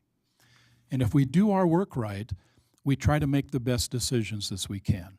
And so we'll try to do that tonight as we move forward. But please, your words are important to us. We have to listen. We need to listen what you have to say, because I've got a lot of information here that I did not know that is important. And I'm sure every city council member who's going to be asked to make a vote tonight has now got more information in their pocket than they had when they walked in. And that's exactly why we welcome you to be with us. And to your point, if we did something wrong, we can't let that happen. If Matt has to walk down there, or Brody, he's the deputy, has to go down there and simply says, man, this is not right, Roy City needs to stand behind what we do. And if we didn't do it right, we need to fix that. Let me repeat that. We need to fix that. We're not going to make you have harder work than you already have. That's not our role. But our role is to make sure we move the city forward in the direction it needs to go. And that's what we're going to try to do. But please understand we appreciate your input. It's powerful, it's important, and we certainly listened to everything you said. So, having no more public comments, we got some actions we need to work on. So let's see if we can't jump in. Okay, the first action is a discussion on the property at 3588 West, 6000 South. Okay, now this is going to be two parts. There is a general plan amendment that will go with this and a zoning map as we walk through this. We're going to ask Brody if he will step up and basically kind of guide us into this conversation. Then we're going to ask the applicant, okay, I assume Chase, thank you, Chase, to step up and kind of talk us through this process. And then, council, I'm asking you to ask the questions. What are you thinking? How do you feel? You certainly got a good input, okay, from the public. And let's see if we can't make sure we're doing the right thing for Roy City as I have well a as the question before we property. jump into this, Mayor. Please. These two considerations are kind of predicated on one another, if I believe, if I understand it correctly. Yep. So if the first one doesn't pass, do we even need to go into the second one? I need a vote on it, but you're absolutely correct. If the first one doesn't pass, then the second one has no reason to pass. But I need to make sure I cover both of those I just wanted to make ordinances. sure that's what the case was. Yeah, and I would assume the vote for the first will be the same vote for the second. Okay? You okay with that, everybody? Okay, thank you. Brody, let's begin. Yes, Mayor, Council. Mayor, I appreciate you kind of introducing some of that stuff to answer some of the questions in public comment. There was a lot of good feedback that both the Planning Commission and this body heard regarding this. I'd like to just say at the outset that, you know, the Mayor, you're correct in that this isn't something that this body did or staff did. This was a property owner who filed an application, which they're required to do under law. I had questions from numerous people as to why there's kind of a different project presented tonight than Planning Commission. And the reality of that is there's a distinction in that the requests that are before the body right now is the general plan amendment and the zoning change. That does not necessarily correlate to the exact project. When we're talking about a zoning change, they're talking about anything lawful within that zone.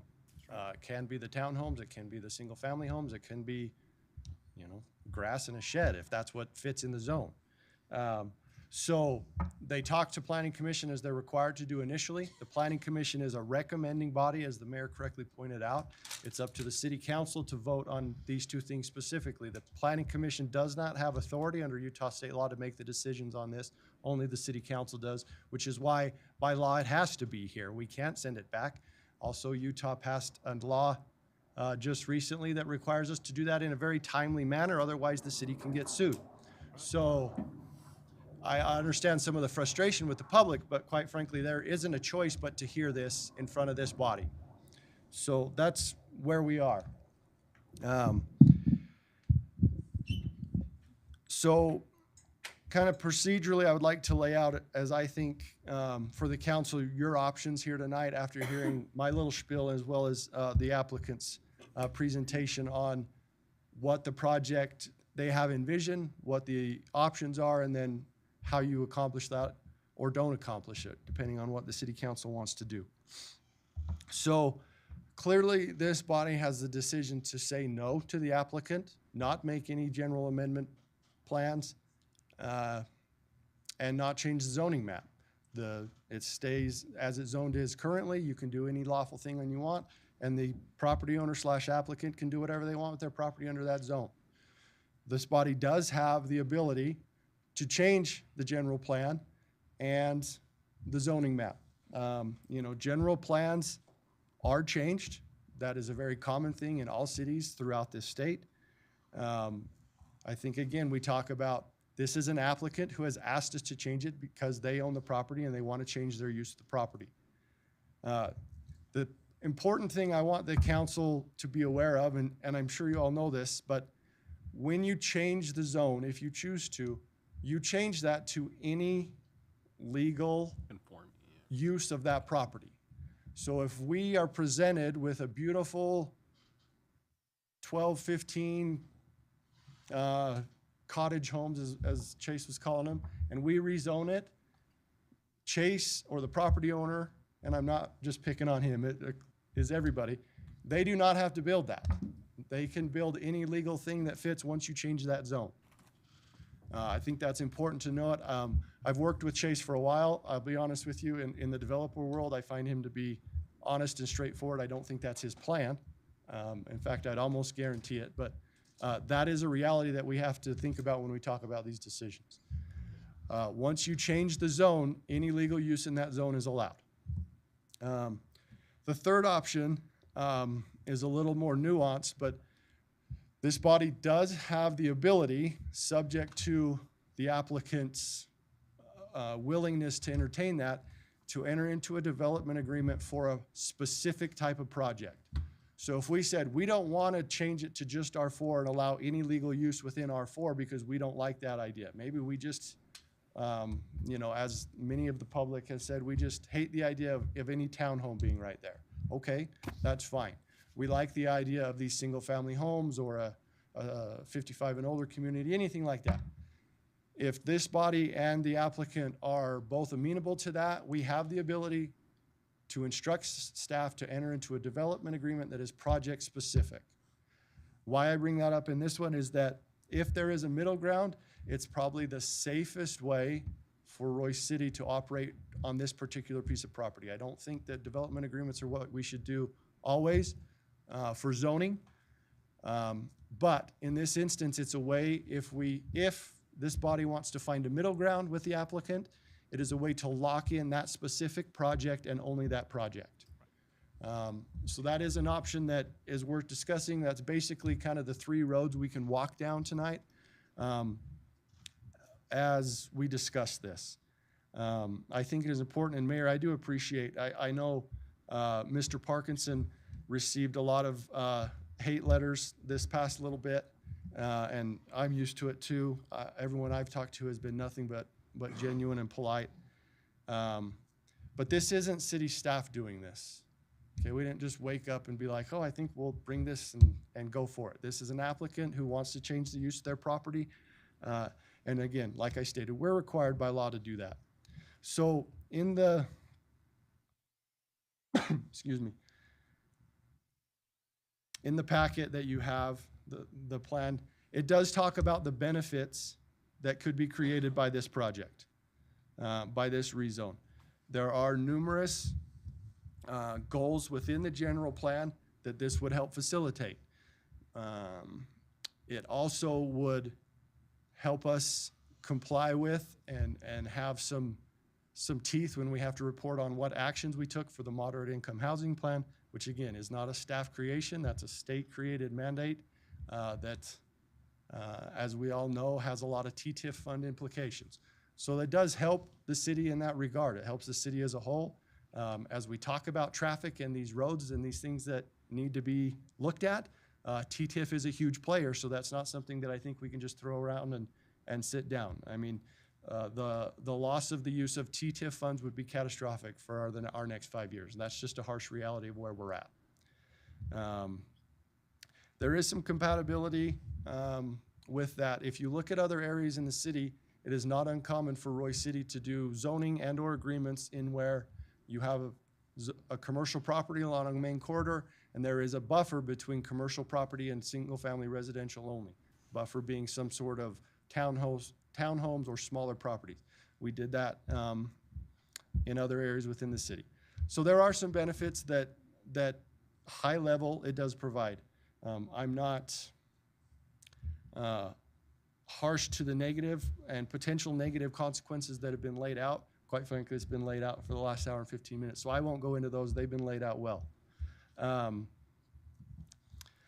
The one thing I did, I had a couple of elected officials and the mayor ask me if we could get traffic counts, because we do have those speed, what are they called? What? Back signs. Feedback signs, thank you. Located near this thing on 6,000. So what we did is I had Brandon and his staff, and we got this together a little late. We got together today, actually. But just for comparison in the traffic flows on 6,000, we took the same time period, which was January 29th to March 3rd. And we compared that area located down on 6,000 and then also the ones up on 4,400. The total volume for 4,400 during that time period was 90,528 cars. To compare that, the total vehicle count on 6,000 was 33,492. So there is always traffic concerns. You know, quite frankly, I think if we wanted to have a traffic fight, I would love to put Hooper and West Haven in there and we can all fight about the traffic they cause. That would be great. I'll volunteer to fight for Roy City.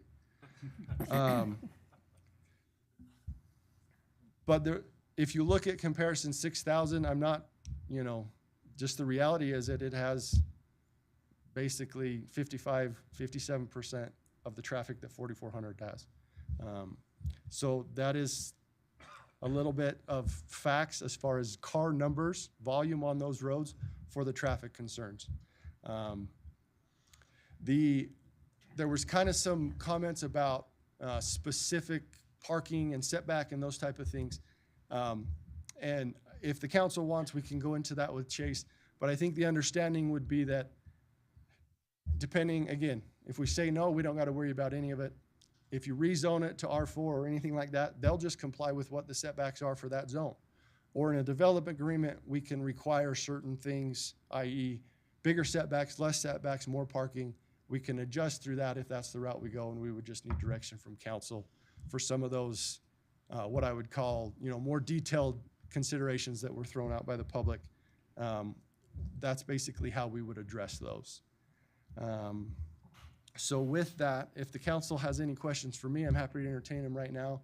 Otherwise, I think we'll get Chase's presentation up and ready and let him address the body. If you don't mind, if I can, I think it's important to kind of understand because I think the group says, how can there be both commercial and residential within that? I'm going to read, if it's okay for you, I know it's in the packet, but here's what R4 says, which is being proposed.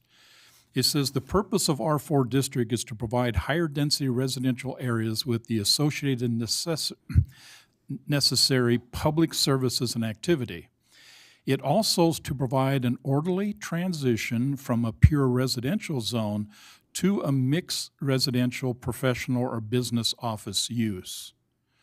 So in essence, it does at least suggest, if I'm reading this right, is in fact, it can be either a residential or it can very well be a business professional type of development in an R4. Yes. Okay. It's important to make sure you understand, it's that buffer between residential and literally just a shopping mall or something that may be existing. So that's the R4 that you're deciding on tonight. Hence the reason why some were concerned, why are we talking residential and why are we talking commercial in the same breath? It's because R4 allows that latitude to the property owner. Correct. Okay? And thank you, Mayor, for that specificity. I think the biggest thing, that's where we talked about the complete rezone. You give the property owner all those different choices. So. Okay, anything else for Brody?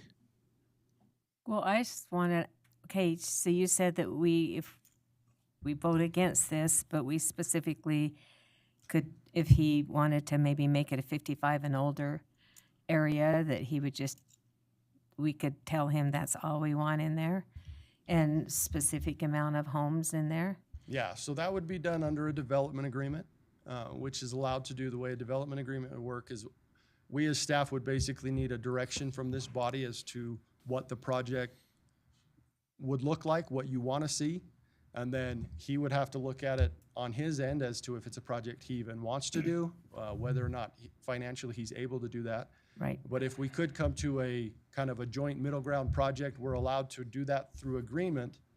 And then we would basically, we as staff would work on that with him and his company, and then we bring that specific agreement with all those details back to the body to be voted on. Right. I've just talked to some residents in that area that said that that would be something that they would, you know, think would be a great thing for Royce, because we don't have very much 55 and older. And most 55 and older people well, at least all my neighbors don't go anywhere after 3 o'clock. And so I just think that the traffic, and with that traffic study, and depending on how many homes they put in there, obviously they didn't go for 24, and I don't know if 15 or under. And so if they went for under 15 and then had some green space in there for people's grandchildren to come or whatever, I mean, that's what I my vision is for something like that, but not commercial, so. Okay. Anything else before we ask Chase to come up? Okay. Okay, Brody, thank you. Chase, please. Okay. Chase Freebairn, representing CW Urban, 3451 North, Red Tail Way, Layton, Utah. Mayor, Council, appreciate the opportunity. Staff, Brody, thank you for the information. Honestly, Roy City is a great place to work with. I've worked extensively with West Haven in years past, and in Clinton. I've never had the opportunity to work with Roy. Honestly, I've been very impressed, and I don't say that lightly. I'm not saying that insincerely in any way. I think if I could pick this city and these residents up and replicate it in some form or fashion, I think it would be helpful for our state. Honestly, and I just wanted to comment to those who are against the project. We respect you. We're not here to come in to try to change your world to a point where you are unhappy. That's not the point of this. We are a stakeholder in the community. We have a role in the community, as do the neighbors, as does the city. We are here in good faith, and we are here because we want to help bring more affordable housing to your neighborhood. Now, does this mean that it's going to be an X amount of price? I mean, the markets can dictate that, and the prices can go up and down, and interest rates can have a huge impact. And we all know that the market can fluctuate. But relative to other housing units in the city, we want to be able to bring something that someone can realistically afford. And maybe that is a 55-plus community. Maybe it is a cottage community where a newlywed family can realistically afford to qualify, or maybe there's two young working professionals. And these people are not some abstract idea, or just some abstract group of people. These are our kids, right? I mean, these are our family members. These are our children. These are our friends. These are our neighbors. They need a place to live. And I'm sorry, I get a little emotional with this. It really is important. I mean, I've lived in an apartment before. I live in a single family home now. I was fortunate enough to qualify for a home when I was 25 and scared to death. And I joked with my wife when I got married, is like, this will just be a quick starter home and we'll be on our way. And, 2 kids, and, we're still there, and now our forever home with our locked-in interest rate of 3%, we're not going anywhere anytime soon. In fact, you might as well just bury me in the house, because I'm not going to move. But there's been a lot of great comments. I'm impressed with the civility of some of the neighbors. Been a lot of great comments from some various neighbors, and I think they've done a great job expressing their concerns. Certainly traffic is a concern for anybody. I mean, it's certainly a concern for us. Even if we go to develop, we have to be able to sell the home. We have to be able to sell the home to the buyer who may have the same concern about traffic. And so it's not lost on us. We, as a company, we have residents, we have employees that live in Davis and Weber County, and I live on the other side of Hill Air Force Base in Layton. But I'm no different. I live in a neighborhood. There's townhomes in my neighborhood. There's single-family homes. My neighborhood's changing. Growth can be good. It can be bad. It can be in between. But at the end of the day, things are always changing. I think, I was actually just reading some of the Roy history, and I don't want to go too far into that, but the Baker family that initially first settled this area in 1873, they're the first ones to set up shop, and live here, and it's certainly changed, from 1873 to now. There's no question. In fact, South Fork Meadows, the Ivory subdivision to the south, I remember I worked for Ivory in high school. I used to put signs up in front of that project. That project didn't exist in July of 2002. I actually looked on Google Earth. In July of 2002, South Fork Meadows was just a giant big green field. And look, it's hard. I'm sure it was hard for those across the street in Holly Acres to see South Fork Meadows go in. It's like, hey, we're on 1 acre lots or 2 acre lots, and they're on half acres or third acres. You know, it's different. It's new. It's change. And now the same thing's happening with, you know, South Fork Meadows residents and other residents. And it's okay to have a concern. It's okay to be frustrated with change. Like I said, we want to be a good partner. We want to be a good neighbor. We want to work with you in good faith. If we can come to a plan that's a compromise in the middle of the road that can benefit all parties, great. We understand that some people wish it would just stay the way it was, and I can't control that, but I'd also love to, you know, live on a 5 acre lot myself, but it's not realistic. But people need a place to live, and I think for different stages of life, different types of housing is appropriate. So I'll just run through this real quickly. If you go to the next slide. The next slide. Next slide. So if you go back to the original packet, this plan was actually submitted along with the townhome plan. When we first met with the city, you know, we expressed our desire that, hey, you know, townhomes is our preference. We're developers. If we can get a better product yield, it drives the cost down. It makes it more affordable for buyers. It makes costs more, you know, palatable for us. But, you know, we realize that it's a possibility that there may be some backlash about townhomes. And so we, at the same time, submitted an alternate plan, and it's actually the same exact plan. This plan is dressed up with trees and cars, but this is the same plan that was presented day one in our application, along with the townhome plan. And again, the townhome plan was our preference. We're okay to move forward with the single family plan. We want this to be something that complies with the neighborhood or conforms more with the neighborhood style. And you know, is it a half acre lot? No. Is it a third acre? No. Is it smaller? Yes. Believe it or not, there are people who, you know, are looking to downsize. There are people who are looking for less yard, who are looking, you know, maybe they work, maybe they travel, maybe they just simply don't like yard work.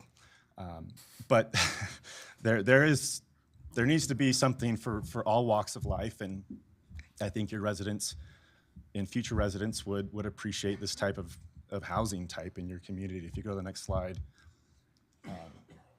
So again, this is just, you know, pretty high level, and a lot of this detail normally, as you know, wouldn't be provided until much later in the process, and preliminary plat or site plan. We're trying to give as much data as we can, but keep in mind, you know, all of this is high level. We are willing to commit to a very specific development agreement that locks us into certain number of units, that locks us into a certain product type, that locks us into a certain type of housing. We are willing to negotiate in good faith and work with you in good faith to come up to a compromise that we can all look back and say, hey, we worked together on this, and we came, here's where we started, here's where we came to, and we had a good outcome here. So we're willing to commit and carve that in stone, that this is the X amount of units, you know, number of lots, parking stalls, so be it. We're willing to work with the city on that. Our current product, you know, 17, I think that's actually a typo there, it should say 17 to 2,300 square feet, 3 to 4 bedroom homes, 2.5 baths. These are 2-story units with 2-car garages. You know, we can get into the parking and the site plan and development agreement in terms of dimensions and making sure that it is consistent with Roy code. And so, you know, we're not going to build a project that's underparked. I mean, it would be a disservice to us and be a headache for us to manage. So we have just as much interest as making sure we have a project that functions as well. If you go to the next slide. Again, this is just a high-level example. 2 cars in the garage, 2 in the driveway. It doesn't mean everyone would use the property this way, or you know, some people, you know, I think we all know the guy that has too much stuff in his garage, and that's okay. But really, we know that there is an option to park 4 vehicles on the property. And go to the next slide, please. This is just another diagram outlining the total parking And again, this is normally not something we would discuss at a rezone. We're doing this as a courtesy to try to help the city staff, help the council, help the planning commission and residents see, what this can be. And if you go to the next slide, this is an example of how a backyard space could be used. And I get it. If you're, some people in other generations don't want anything to do with this type of lot size, and that's fair. You don't have to buy this home. You don't have to live on this lot. There are people that do like a simple yard to maintain and a simple place where they can call home and have a dog and a patio and a barbecue. So this is just an example. If you go to the next slide, this is the same product type we're proposing currently on a project in Woods Cross. We take great pains to make sure that we have aesthetically beautiful homes and something that complements the neighborhood, and it doesn't mean it has to be this exact color scheme or whatever, but we really try to make sure it's an attractive product. We want people to call us and say, hey, come look at our property over here in this city. So it's very important to us. If you go to the next slide, please. And you can just skim through the rest of these. These are just renderings showing different configurations of our plans. And again, this is more just as a courtesy. It's not meant to be a final design scheme. But like I said, we do appreciate the city. We appreciate the neighborhood comments. Nobody has a monopoly on good ideas, and sometimes developers think they have the best ideas. A lot of times they don't. And some of the best ideas I've heard on development have come from neighbors. So with that, I don't want to take more of your time, but I do like the idea of the 55 plus. I mean, that could conflict with the product we're proposing, because most 55 plus is going to be a main level product. We're proposing a 2-story. It's not to say we couldn't create the product. We just don't have it off the shelf, so we can. I mean, we're capable, we're smart, we can create product, but we're open in terms of whether that's 55 plus or whether it's open to the general public. So, okay. Thank you. Thank you, Chase. Okay, council, any questions for Brody or Chase relative to what you've heard? I don't have any questions. I have a comment. I appreciate the work of what the planning commissioners do. Taurus Brand, respect you for it. I spent 5 years on the planning commission. I've spent 6 years now on the council. When I was making the transition from one of the reasons I made the transition is because there is some vote in the council that there's not in the planning commission.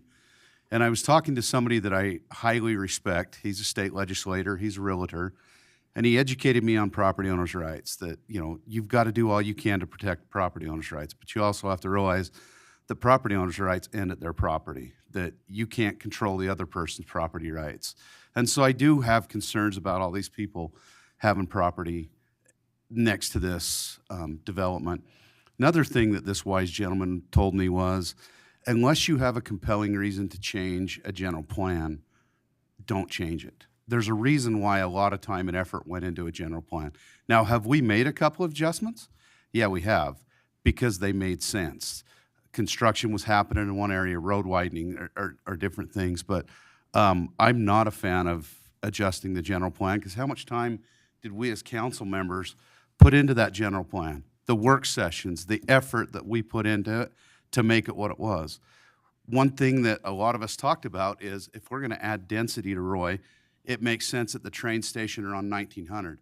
It doesn't make sense to create pockets inside of neighborhoods. Now, I will say, we did do an adjustment over by Bridge Elementary. I had a very vested interest in that. My daughter lived right next door to that development. There's no way I wanted townhomes. I didn't want an assisted living center. And we come up with a development agreement that made sense. I tried to take that development and drop into this lot sizes, houses, configurations. It didn't pencil out to me. The other thing I will say about what we did over there by Bridge Charter School, those houses aren't selling. They've got 3 houses up and they're building them. Nobody's buying them. They're out of the market price-wise. And so I'm just going to come right out and say I would not vote to change the general plan. I do appreciate the work that's gone into this. If we could, I appreciate the work to whittle it down from 20 to 15, but we got to come to the table and whittle it a lot more, or we're going to have a lot of issues with people in that area. And these are my constituents. You know, I also have constituents elsewhere in Roy that says you can't raise my taxes, so we got to get money somewhere from property tax. I have to balance that. I made the comment the other night that's probably not the right comment, but I said, hey, if it come to filling the city with high-density housing or raising your property taxes 10%, which would you prefer? And you know what? Most people said I'd go for a little higher property taxes because it only equates to $35 a year versus jamming the city. We're 40,000 residents in 7.5 square miles. We're the 4th or 5th highest densely populated city in the state of Utah. We've got plenty. And, you know, I've got family. I got a daughter that lives in Ogden because she can't afford a house in Roy. I was lucky that my eldest daughter afforded a house in Roy, but we can't control that. I think we've got the density we need, and if it's not, I've stuck to it. If it's not 1900 at the train station, I'm out. So that's what I have to say. Okay, any other comments? Okay, let me just, go ahead, please. Chase, to make your project pencil, could you go down to, say, 10, 12 units? 12 would definitely be a possibility. I think 10, it starts to become, you know, at that point, it's, you know, a challenge, but it's not to say it can't happen. I mean, we could go back to our property seller and see if they're willing to help contribute, but I would say 12 is definitely feasible. Okay. Absolutely.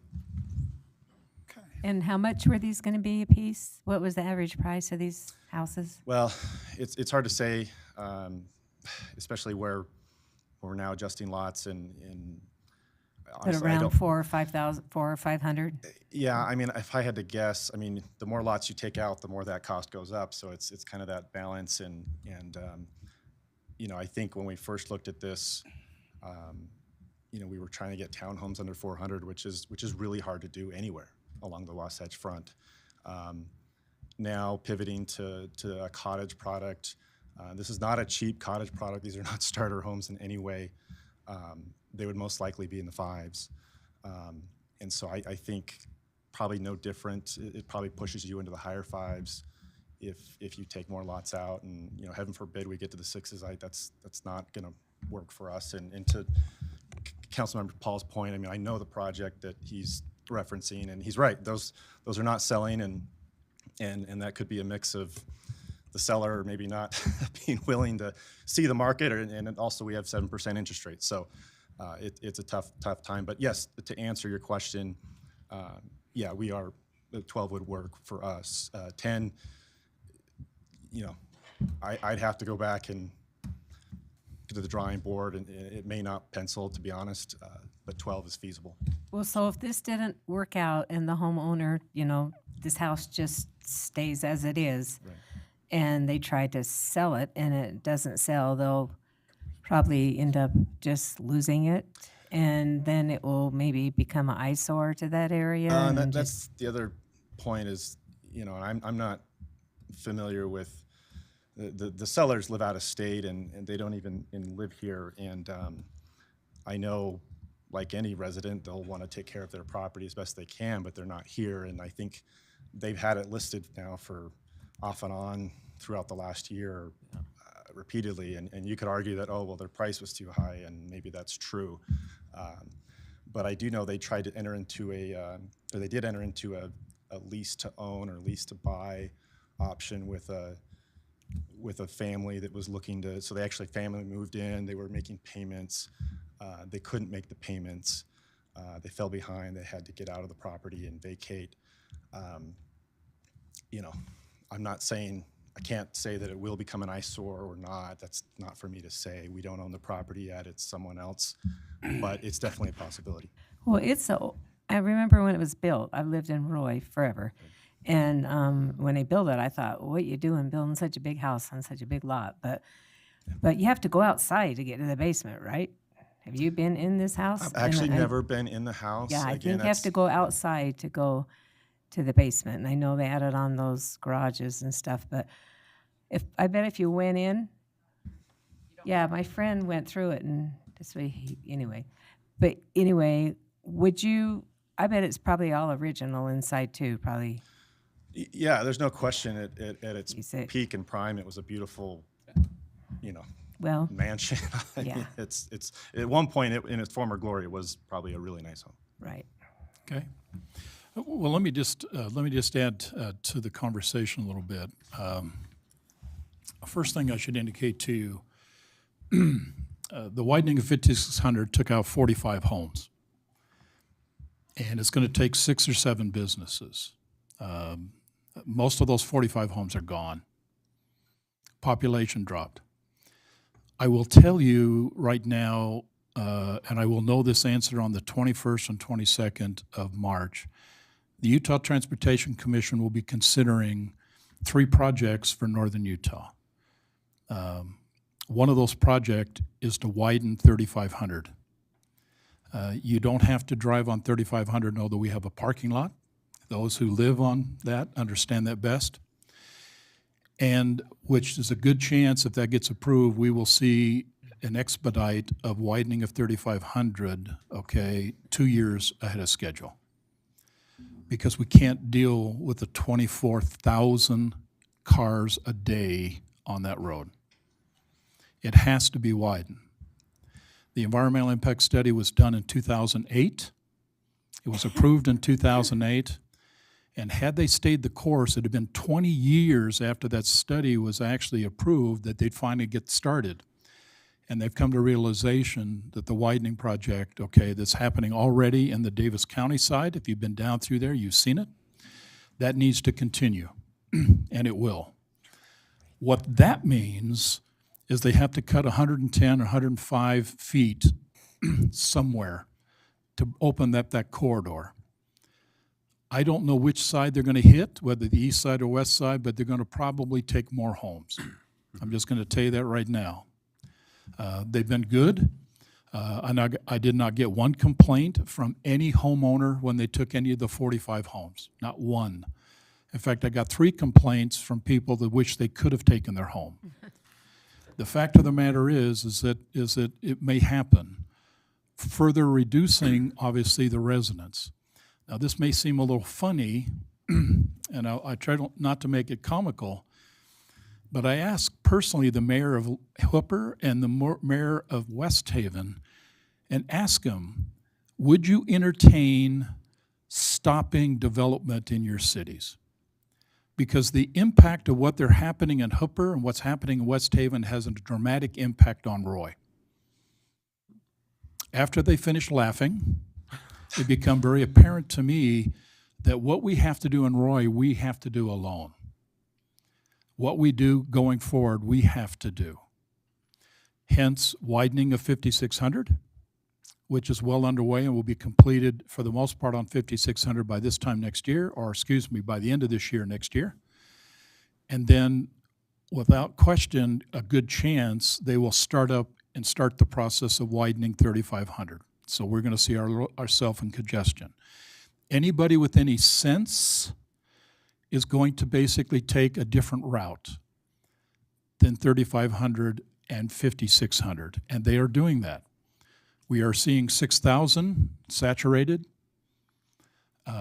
more than us have.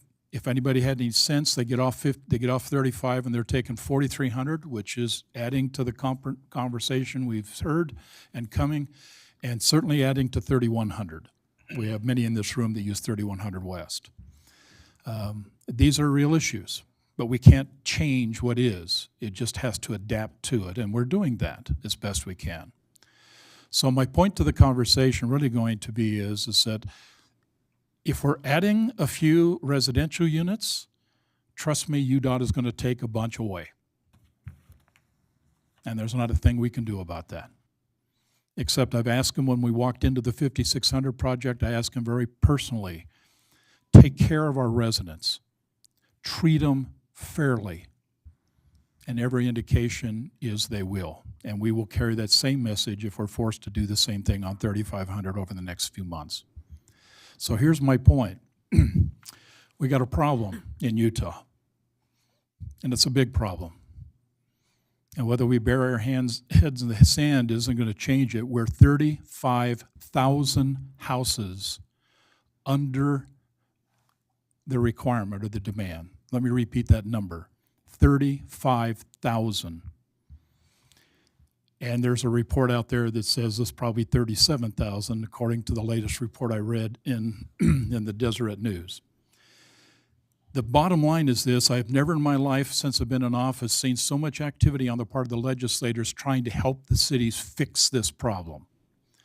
There have been more bills coming through the legislators to force us into corners we've never been before, trying to get the governments to basically try to find a solution or help find a solution to this nightmare that we're dealing with. One could argue that simply says stop the growth. You want to deal with the problem effectively? Stop growing. But when you're one of the highest producing states in the nation where people can literally find jobs, we've created this interesting perspective.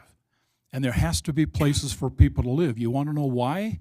We're the third most unaffordable, let me repeat that, the third most unaffordable state in the nation when it comes to housing, behind Hawaii and California. Then third, Utah. The fact is we can't keep up with the supply and demand. So guess who's living in our basements? My grandchildren. Okay, your grandchildren. Guess who's trying to figure out where they're trying to find a home to live? And I feel so bad because I have a good neighbor who lived in the neighborhood that most of us live in, who fundamentally basically says, I'm tired of this big yard. I basically want to move into a patio home, and there was not a patio home in Roy they can move into. In fact, we don't have any patio homes available in Roy. So they took the one in Hooper, and today they're living in Hooper. And I guarantee you a lot of people are going to do the exact same thing because we don't have them. We've lost the opportunity to provide choices. Now, Roy City has a responsibility. City Council, you have a responsibility.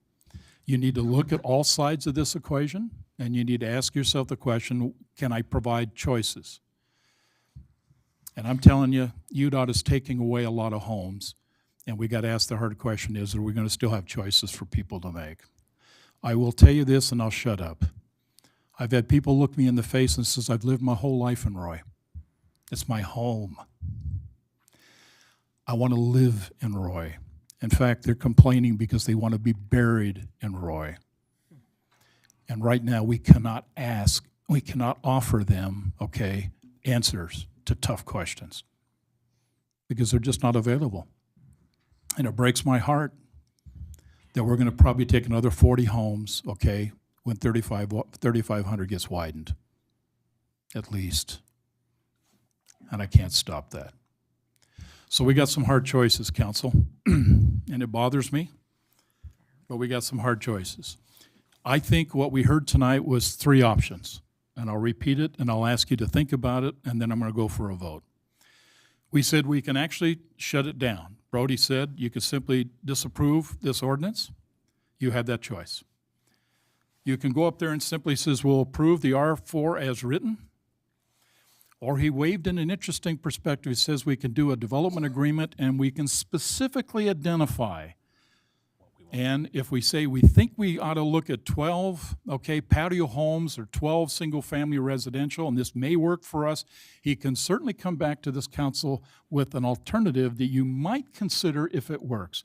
It has to work for him, but it also has to work for you. And there'll be another public meeting, just like this one, if he makes that recommendation. I'm going to go back to the planning commission. Because that's one thing. Yeah, that's one thing that we heard over and over is why are we skipping and just coming to the city council with a new one? So can we table it and push it back down to the planning commission? What's the proper procedure there? It depends on what you want to do, but the development agreement is a legislative action. So yeah, so the development agreement would be on us. Yeah. But at the end of the But day, this we're the is- approval body, so it doesn't matter what goes back to the planning commission. But- We're the approval body. But on the flip side, if it went back to the planning commission, and the planning commission, again, because it was unanimously voted down, but I'm looking at the public now, I'm looking at the constituency now, if it went back to the planning commission and came back in full favor, or the majority came back, how would you feel about that if they went through and we took it through that full vetting process all over again? It's still an R4 zone, no matter which way you slice it, if you kick it back to the planning commission or not. Right, but then what I'm saying is we would come back with the. Hold that thought. Let me Go ahead. clarify one Please. thing. So you're considering a rezone and a General plan amendment. a general plan amendment. Okay. So the confusion here, I think, with a lot of the citizens is because they provided potentially a concept plan, that we're then binding them to that. As Brody addressed, if this is a general plan amendment and a rezone, it's basically then do whatever they want in that zone unless you do a development agreement. Correct. So we would, in essence, with how it's written today, would we not have to deny the application and say come back with a No. development agreement? Or what's the procedural aspect here? You could make a motion to approve and proceed with the development agreement. So you're not approving the rezone, you're not Yeah, approving the. we're not- general yeah, plan. Yes, so basically you're giving direction to staff to start working on the development On a agreement. development agreement. Yes. And then you're going to be asked to simply define then to Brody of what you're willing to accept. And then he or the company would come in with a proposal, whether they can pencil it or not, on a development agreement that you would entertain. So if we deny it by not making a motion and they decide they want to come back with something else, they have that prerogative. Yeah, could they still procedurally do that? Basically, if you deny, then they'd have to do a new application. Yep.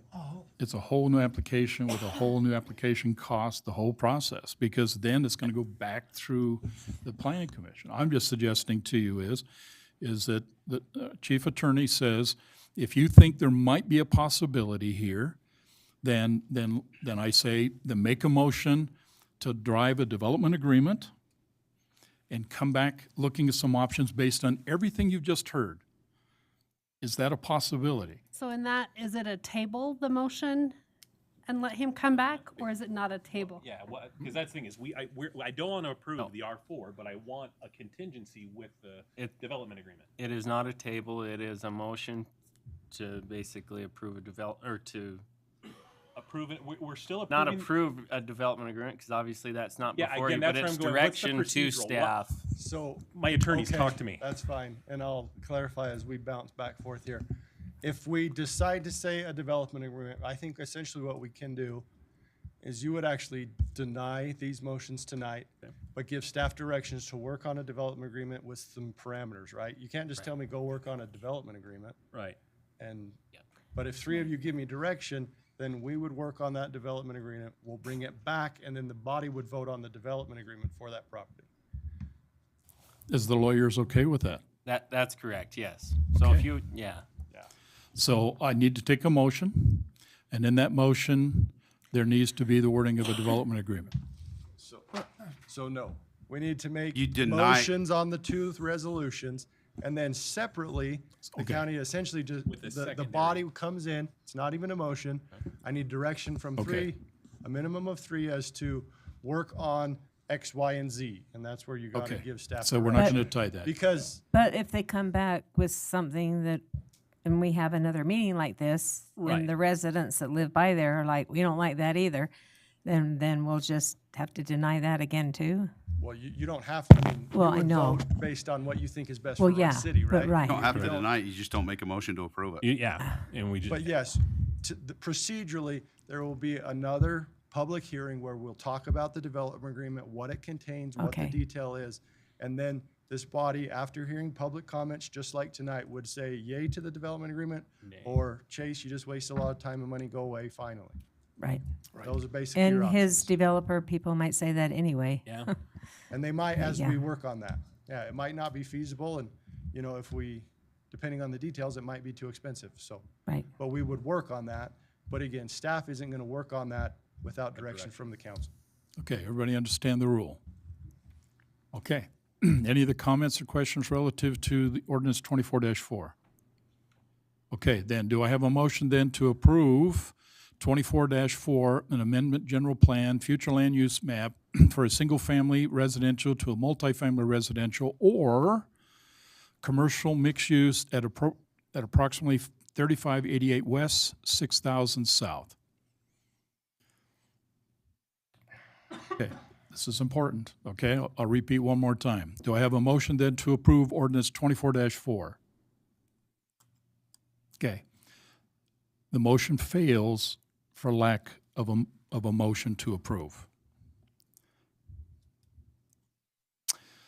Consideration of ordinance 24-5, amending the zoning map from an RE20 residential estates to either an R4 multifamily residential or a CC, which is community commercial, at approximately 3588 West, 6000 South. Do I have a motion to approve then ordinance 24-5? I'll repeat one more time. Do I have a motion then to approve ordinance 24-5? Okay, hearing none, then ordinance 24-5 fails for lack of a motion to approve. Okay, council, any comments or questions before we move to the next resolution? Oh, that's it. Now we need to, you want to make a comment? Please make a comment.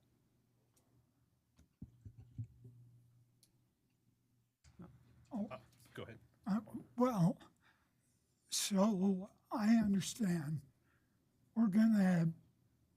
we've denied the two resolutions, Yep. Ordinances?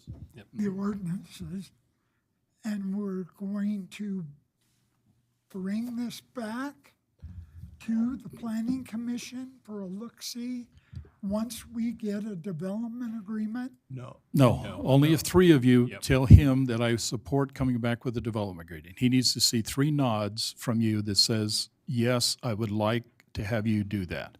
So if I can lay it out, Please. all due respect to the planning commission, unless the applicant comes back and makes a brand-new application for a new project, whatever it may be. That's right. It's not going back to the planning commission. That's right. It's here. So what we need to know is either we're just done, let's move on to the next thing on the agenda, or if there's appetite to work on a development agreement, I need a minimum of 3 council members to tell me that and then give me direction as to what it's for. What type of project? So you said 55 and over, Ann. Yep. Would that be a criteria that you'd be comfortable with? And then Brian suggested 12 for a density. Are those workable? Yeah, I guess that's what I'm getting at. Well, and that's what we work on. With the Right. No, development. I'm just trying to make sure I have consensus if I'm going to, Sure. yeah. Yeah. Yeah. Put it on the table. Well, Well, let's, I go ahead. just know that there's no places 55 and older. Like, I know people who've moved to West Haven.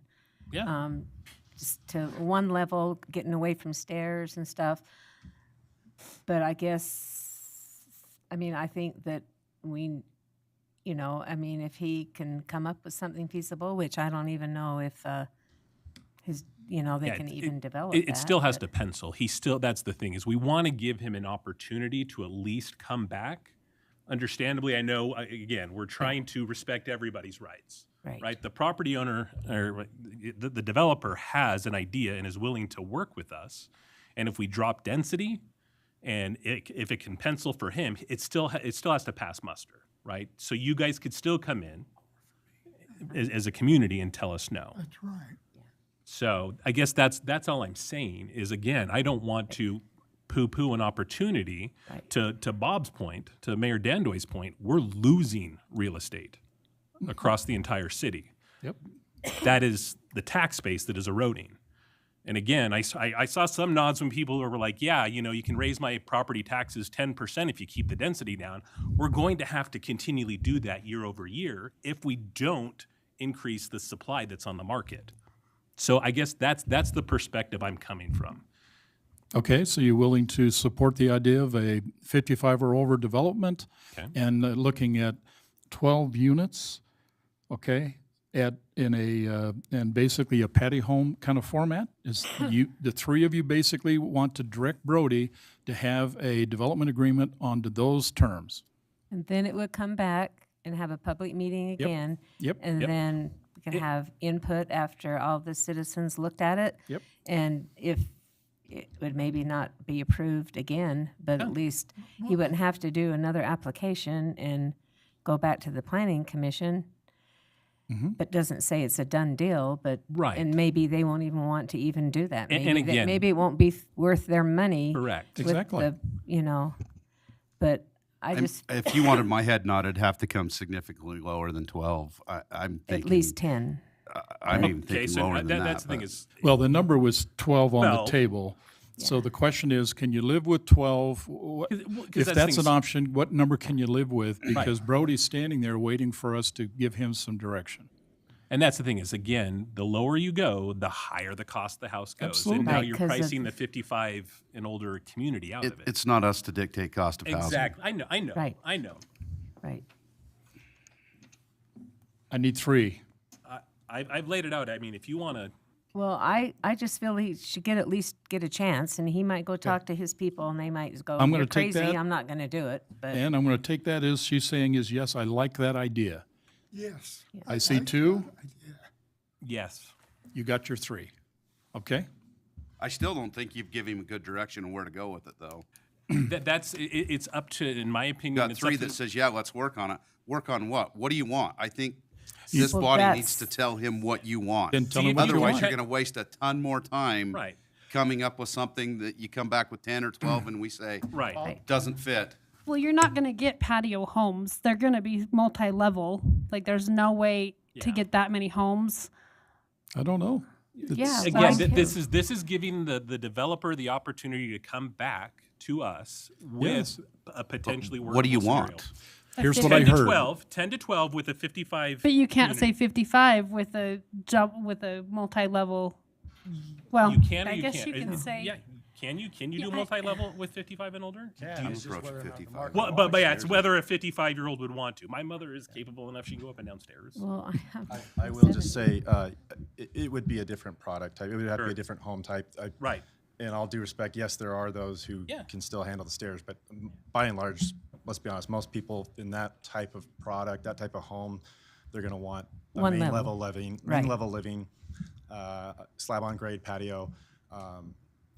You know, some people may want a basement. I don't know. We will have to vet that out later. But Right. but by and large, most people are going to want main level living. And yeah, I think what you've given us is the guidance. I think it's and I can't speak for you, but the X amount of units, Sure. 55 plus. Right. We can go back to the drawing board, see if it works for us. You know, work with staff on a development agreement. Come back here with Right. you know, and iron out any loose ends. And do this in the light of day in front of everybody, and, Right. and still have an opportunity to. Perfect. And we could contact all Chase. the neighbors in that neighborhood, make sure that they know when we have this meeting again, so. Right here. Yeah, most of them are Yeah, right here. I know but- there's a Facebook. But I think group. there was a lot that didn't know about it also, that. Okay. That's the thing is that because right now, just for everybody's edification, we denied the ordinance for the general plan change, but we're still entertaining potentially doing that. But again, we don't want to lose an opportunity to put in the supply. So again, it's still completely and totally up to the developer if he can make it pencil. Yeah. So again, there's multiple outs for us here. I will ask. I mean, if I can walk away with a firm number, that helps. It's more reassuring to me as to how to make 12. it pencil. 10 or 12. I mean, my preference is going to be 12. Well, but, yeah. I understand that 11. Let's meet in the middle. I don't know. 11.5. I mean, I Yeah, think you let's- better make sure 3 people nod 10 to 12. I heard 3 people nod. Yeah. 1, 2, 3. Okay. So as far as you got your 12. Okay. Thank you. Okay. Appreciate it. Hey, thanks, Chase. Thank you. Brody, thanks. Thanks for all the input on that. That was perfect. We do have consideration of Resolution 24-6. This is a resolution for Roy City Council to authorize an agreement with Quest Corporation dealing with CenturyLink and specifically about the cabling that's going to take place in the city. If you remember a couple of meetings ago, we actually had a similar request that we worked through. So with that, Matt, I think you're going to talk to this one. Yes, thank you, Mayor. So Mayor and Council, this is another franchise agreement. So the agreement does control, as does our ordinance. I know one of the main concerns is the installation, if that's going to be above ground or underground. Both the franchise agreement and our ordinance require it to be underground. You can't hear me? Better? No. Can't hear you. No. So. There. Is that better? Yeah. Yes. So as I was saying, the franchise agreement requires, as well as our ordinance requires, underground installation unless they can show us that it's not feasible. I know Connext had explained that to us, that sometimes they do need some above ground installation. But this also does provide minimum standards for them to have their installation. If they're not meeting those minimum standards, we can say, get out of Roy City. So I don't know if there's any questions, concerns. So I have a question because I've been hit up from several people that's had the CenturyLink big boxes put in their front yard. We're now entertaining an agreement. What about the ones that are already in place? This is going forward, but we could say, hey, our ordinance did require you to do underground, show us how this wasn't feasible, and we can attempt to go back with that. I know there's several people watching right now that have them in their front yard that want to know if they're going to be removed and put in the ground. Understandable, but this is for going forward. Is Roy City gonna do anything about it? So is there any questions from Mayor, Council? Does this give the city some leeway to, some teeth to go after if they don't conform? Basically to sue them? Yeah, for No, non-conformance? it doesn't get, basically it provides us the opportunity to say, you haven't done this, you've breached your agreement, so now you can no longer install in our city. Right. We wouldn't sue them, that would be individual property owners Right. if there's damage to their property or whatever. We're not the ones that would represent them in that. We could take them out of the city. We could say you can no longer do business in the city. You can no longer continue your installation Okay. in the city. Okay. Right. So is there any way to go retroactive? I guess I'm asking. No. Okay. Well, I think We we will should wait to pass the it table. just so that they can be accountable for their work going forward. Correct. And if they don't do it properly, then we can tell them, then get out of Roy City, right? You're done. Yeah. Right.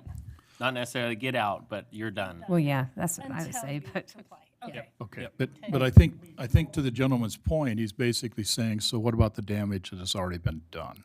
That is something that he would need to address with CenturyLink or Connext or whoever that is. Fugle. Fugle is like the third-party company for CenturyLink.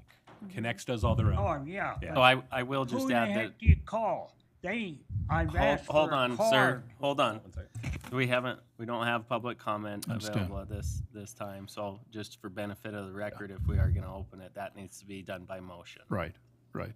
Hold that thought for a second. Okay, I want to make sure Council, you understand everything that's basically transpired. This is where we are. This is what's happened in the past. This is where we're going. Let me just ask this question. I did get a number of complaints that basically said that the people were never notified, that they should have been notified prior to the digging to take place in their yard. Now, help me with this one. I do believe, there was an ordinance prior to all this that said they had to notify the landowner before getting access. That didn't happen. That's correct. Okay. And so, yes, the ordinance does require that. That's still in effect. And that also going back to Councilmember Joe Paul's point, the ordinance was in effect prior to as well, and we can go back and say, hey, you need to go back and make these underground where feasible because you need to comply with that ordinance. And that's also something that's pursuant to our franchise agreement, that they have to comply with the ordinance. Right. Have contact information for the franchise agreement for issues of like property damage. Do we get that, or can we publish that somewhere? Good question. Okay. I don't have that contact information. Fair. Our Public Works crew does have that we can pass that along. And our Public Works crew does have that information. We can pass it along. They usually just call Public Works and they can give them the phone number. Okay, now, so the question in terms, so we have a gentleman that basically says, I got a yard tore up. I got $4,000 worth. Yeah, he's got a yard tore up, and the bottom line's going to be, the fact is that is there a mechanism within the city that can basically get the people who caused the damage to go back and fix the problem? So that is addressed as well in the franchise agreement. For looking back? Well, I can need to look at our ordinance. I'm going forward, but regardless, there's still, even if it's not addressed in our franchise agreement or our ordinance, they're still required to make that property back to what it was because Right. they basically disturbed that. Right. But that is something that the property owner would have to handle separately. Going forward, our franchise agreement requires them to restore it back to the condition that it was. But there's or nothing as near to. retrofit back. But Okay. It doesn't prevent a property owner from Doing. taking those remedies that they have available to them at law. But doesn't like public easement state law supersede, and it is written into state law that they have to They restore? do have to control, yes, but that's Okay. not something that we enforce. Gotcha. Going forward, it's in our franchise agreement, and so Correct. it would So be we're a breach of codifying it the in the- agreement okay. going forward if they don't do it. Okay. Here's my biggest concern, to be honest with you, and I think it rests with a lot of this. We know the digging took place after the secondary water was turned off. There's a strong possibility, council, some of those pipes got touched. And we will not know until 15th of April, when the water gets turned on, what property damage in abundance to what we think is already taking place, it may take place as a result. Matt, here's my concern. I don't know where the public concern's going to roll in. Arguably, we can say it really needs to be to whoever performed the work, but that's not going to sit well, okay? Is there anything that we can do, talking with these, now, if this is approved tonight, these two companies that says there's some damage that has been, there's possibly more damage that will surface once the April 15th water gets turned on, that we have a commitment that you're going to go back and fix that damage. I don't want Quest pointing at Century or Connex and say you or you, because in the middle of that mess is going to be the property owner who's going to find out that simply says, I'm not getting anything done here. Somebody, if its damage has been done, somehow that damage has to be fixed. And it certainly was not the property owner's cause. It was because these companies have chosen to use that easement to access their property, which they have a right to do. But they also have a right to make sure they keep it as back to normal as close as they can. So I know the comment's going to be made.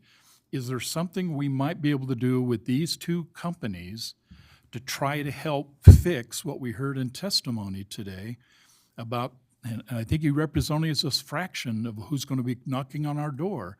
Is there something we can do to help find a solution so they don't have to take these companies to court? The difficulty is for us to be able to try to enforce that is how are we going to show who did the work, when they did the work, and that they I caused know. that damage. And so it's really. I'm not saying we can basically I'm just saying is can we at least talk to bring some conversation to this? And that conversation has taken place. We did include that provision that no installation can occur in basically fall and winter months. Basically those months that secondary water is not on unless they have the approval of the Public Works Director or their designee. That allows us to be able to say that approval is then given. Then we know when that approval is done, who's doing the work, and and we're able to show that going forward. Okay. Going back, it's going to be difficult to do that. So in essence, Council, what that's saying is that unless Public Works, Brandon, you authorize it, there will be no more drilling in our public spaces or our private property spaces until the water's turned on. Yeah, it does say the months. I think it is April through September, August, something September like or that? October, Okay. I can't remember exactly, but yeah. Okay. Yeah. Now, to your point, Getting a hold of Fugel is like talking to that window over there with your Understand. nose right there. the thing I was going to suggest, because you're not alone, I think, in this dilemma. We need as a city to have a conversation with the cable people. It was Fugel and Comcast. Yes. Mayor, I'm happy to have a conversation with this gentleman after our meeting. Okay. He just needs to feel, and whatever comes out of this, he's just one of many that's going to be right behind him. I agree. On April 15th, when the water gets turned on, I promise you, okay, there will be a cry in this city because all of their secondary waters have been punctured, and they're going to be turning to the city. And I just need to see if there's a way by which we can help communicate the problem and make sure they're not left out there, because my gut feeling is going to be is that they're going to feel very uncomfortable if they have to basically go solo in a lawsuit, okay, against a big company like Comcast. And I certainly don't think that's necessary if we can help channel a conversation by which they'll simply step up and fix the damage that they basically created. Yeah, when our public works crew when they do get calls, we have been trying to connect them. It's really on these contractors to do the right thing. I know. Unless we go out and fix it ourselves, we are just asking, just like everybody else, to go fix that. And, I feel the same way. I feel like I've been trying to get a hold of them and I can't. It is frustrating and I get that. And this is the entire purpose of adopting this tonight, to hold them responsible for these services. So will you take an action, Matt, then, to see if we can find an avenue here for them? Because I'm, And I feel like we already do. They call Public Works. I've definitely fielded calls.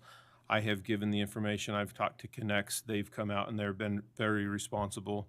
But ultimately, again, when we get involved like that, it's all up to them to go fix it. Okay. And so we can't enforce that, but now we can kick them out. And that, unless they're responsible, that's what's going to happen. okay, my comment to you, Matt, would be is keep good records. If this thing goes class action, because we got half the city basically suing these cable companies because of damage, then if I was a lawyer, and you guys are lawyers, first thing I would do is simply say, city, show me literally all the complaints, and we'll put that in a court. And they do, so they are required to blue stake. And so when they do Right. come in and blue stake it, and honestly, like if they didn't blue stake it, that's a big problem, obviously. Okay. So we have all those records as well. Okay. Would you do me a favor? This is a city attorney, okay? He wrote this document. He understands it better than anybody. Let's see if between the two of you, if you can find a solution of how, because if we can find an answer here, I'm telling you, there'll be a lot of people right behind you that's gonna need that same answer. Me and the next door neighbor, and then to top it all off, their general foreman come out and he says, the guy that was doing the locations, we had to fire him last night because he couldn't pass the drug test. Yeah. You see the challenge we're facing here. Let's have you talk to the city attorney, see if there's a way we can find a solution here. You certainly have a lot of passion with that, and I think you represent a lot of people. Well, I'm way up in my 80s, and how do you find money to have a junkyard cleaned up? I understand. Okay. Thank you. Appreciate your you. input. Okay. We now, council, have a resolution 24-6. Okay? Any comments or questions relative to resolution 24-6? Hearing none, then do I have a motion to approve resolution 24-6? So moved. I have a resolution to approve. I have a motion to approve. Do I have a second? Second. Okay, thank you, and thank you, Brian. Okay, this is a roll call vote. Brittany? Councilmember Jackson. Aye. Councilmember Joe Paul. Aye. Councilmember Saxton. Aye. Councilmember Scadden. Aye. Councilmember Sophie Hall. Aye. Okay, resolution 24-6 is approved. Thank you, and Matt Wilson, thank you. I know it's hard to get all this put together, but I think you've got some real teeth in this document when I read through it. I think it's going to go a long way to help us move forward. I just want to make sure we try to look at the past and see what we can do to help those who had some problems, and they certainly have them. Okay, we have some discussion items. Let me tell you how we work these discussion items. If a city council member puts them on the agenda, we ask the city council to take the lead in the conversation. In this case, Councilmember Joe Paul asked that this one be put on there. So I'm going to ask Joe to step out and kind of take the lead in the conversation, and we can kind of walk through it with him. So Joe?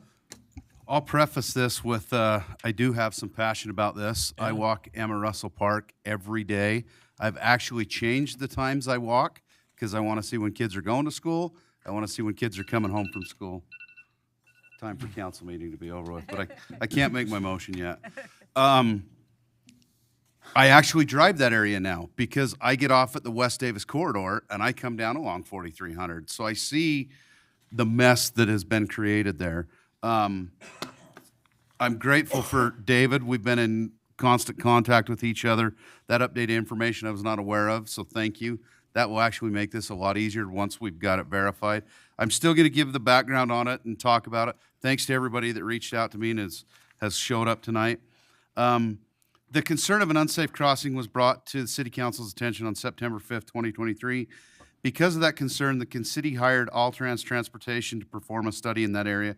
The City Council and staff were presented with the results of the study during a City Council work session on October 17th, 2023. As David brought up, it was done on a Thursday and a Saturday, so it was alternating, partial days. The results of the study did not justify placing a pedestrian beacon in the area based on the information in the MUTCD, probably version 10, not version 11. I believe everyone was present was surprised. The study did, however, list a few alternatives to a pedestrian beacon. We'll go over those. If the city elects to do something in that area, we will have to follow the guidelines from the MUTCD as the authority for traffic control devices. Two of the options were tabletop crosswalks or curb extensions. I said chicanes. You're correct. Chicane's kind of an S-curve. Bulbs are different. I believe either of these would be helpful for traffic safety. However, as we've seen in other cities, other areas of the city, residents do not like calming device. I happen to live in a neighborhood where a calming device was brought up. The city put what the engineer recommended. There was a mutiny. It got removed. Now there's speed humps. People do not like the speed humps. So a tabletop is even a lot more intrusive because it goes up, flat, drops back down. A lot of these cars that you see nowadays won't go over them very well. They're not plow friendly where the speed humps are. One of the other ones are the bulb out sidewalks. I think those are bulb out curbs. I think those are probably the route that I would go. They're more beneficial. It narrows it down. If somebody does go around, they're going to jump a curb because the bulb's there. I feel that we must do all we can within our authority in the city to protect their pedestrians and help make this area safer for people to cross the street, to use the park, or to go to school. One thing the city did to slow the traffic in the area is we put the feedback signs. We've received reports from residents in that area that people slow down for the signs and then speed up as they go past, or they use them to see how fast they can go. Speed humps, they do the same thing. They slow down, they go over, and then they go over the next one. So, I don't know. It's hard to say what I'm a fan of anymore. I've witnessed this type of driving and behavior myself. I've seen what the speed humps and the calming circle did to our neighborhood. Something to be aware of, previous to January 29th, 2024, the safe walking route was exactly what one of the ladies talked about her children does. If you're on the east side of Emma Russell, you walk north to 5500, you cross, you follow the sidewalk all the way down to the elementary school. I get that that was the school's safe walking route. I wouldn't want my child walking that close to a 55-mile-an-hour speed limit area. But on somebody somewhere on January 29th, 2024, without the city being made aware of it, the school changed the safe walking route to go across that crossing walk that we're talking about and to go down through the neighborhood, which I believe makes a lot more sense because neighborhood, you're protected, smaller streets. Both of these changes, and so the other thing that was brought up is in 2024, the beginning of the 2024 school year for next year, the everything east of 4300 will now go to Freedom. So that's going to increase the foot traffic in the area and pedestrians crossing that. Soccer season's starting to get underway. That will increase the pedestrian traffic in that area. Other recent changes that have affected traffic in that area is the construction of 5600 we've talked about, the opening of the West Davis corridor. Residents in the area have posted videos and mentioned these issues on Facebook. Residents have also reached out to me with multiple concerns about pedestrian safety. I've witnessed it myself. What should the city do to make that area safer for pedestrians? I recommend, based on recent changes to the school board, safe sidewalk routes, school boundaries, safe sidewalk routes, opening a West Davis corridor, 5600, that we reach out to the engineer that did the traffic study and discuss these changes. Now we can bring in the new version of the MUTCD. If what you presented, I have no reason to believe it's not true, but if it is true, I would say right now the first thing I would do is put in the flashing, the RRFB, rectangular rapid flashing beacons. I would put those up on both sides, and then do we want to look at it and monitor it from there to see how that does?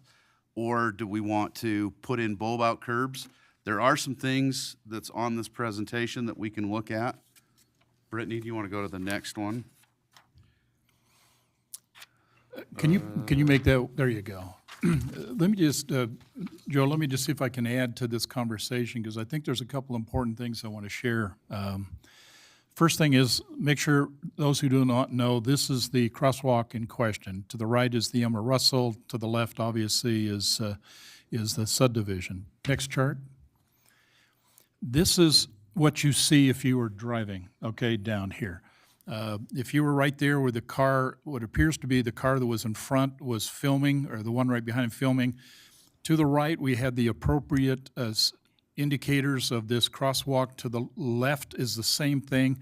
We have a light that's sitting there. I want you to make note of the light and that sign. And all the way down there is the warning sign that we told them that the crossing is coming. So we've actually laid this out the way it was supposed to be done and should have been done. But there's some interesting things that come out of this. Let me just talk about that if I can. Next chart. I want to draw your attention to this particular light, and specifically that's pole that's sitting right next to it. I'm going to share that with you. Next chart. I just put a person right there. I just loaded one in. And interesting enough is that the individual actually that was filmed had some light clothes on, and this one has a little darker clothes. So it's possible the person may have got a little bit light, or maybe the person couldn't see him. But here is the big issue I wanted to bring council to your attention. Just recognize where I'm pointing to. Just recognize what's taking place. Next chart.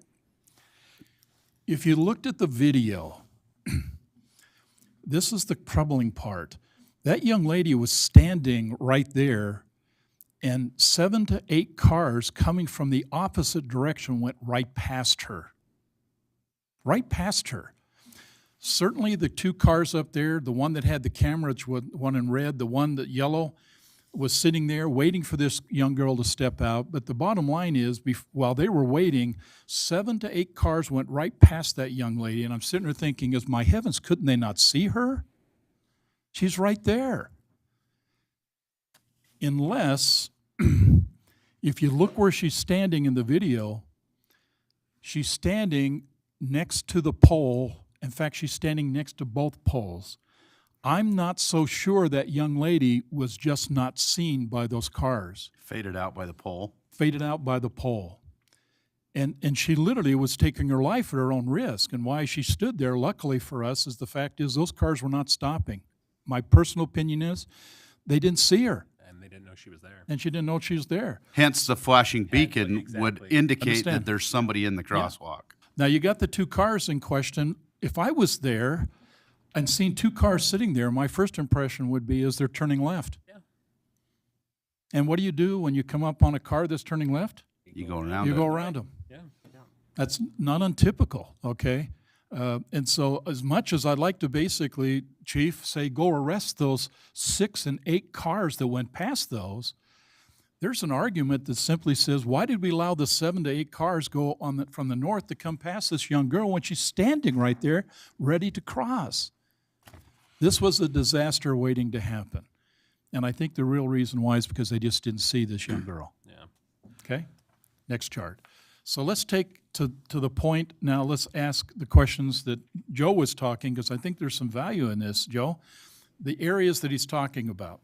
Next chart.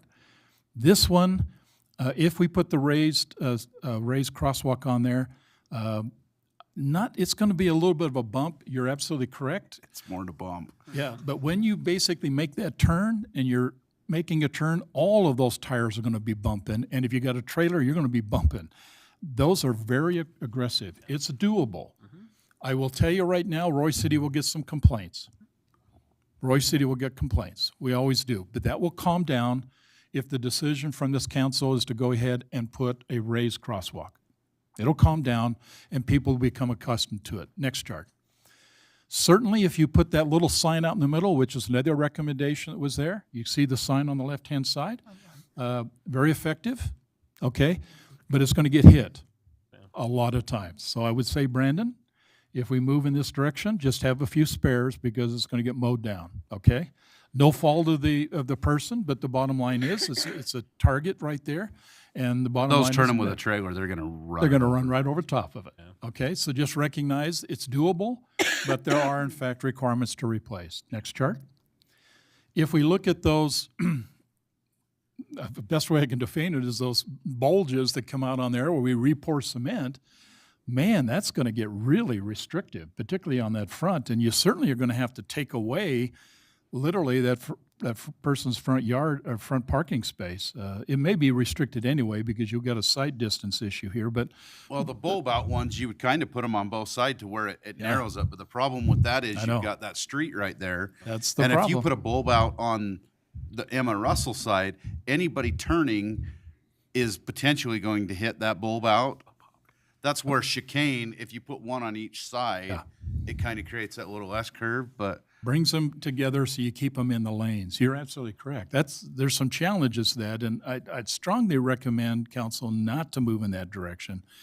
Next one, if we talk about basically putting that island, now not only do you have to basically stick some place, it's a protection. That's where it's sitting. The person crosses, got protection there. You're going to consume a good piece of that property out in the middle, and I promise you people are going to hit it. Okay? They're just going to hit it. It just because it's where it's at. It's sitting right there by a turn. If you had that'll that be in the the middle, calming circle 2.0. Absolutely. Okay. I would strongly recommend that not be the right choice. Outside of Dave, your point. Correct. Okay.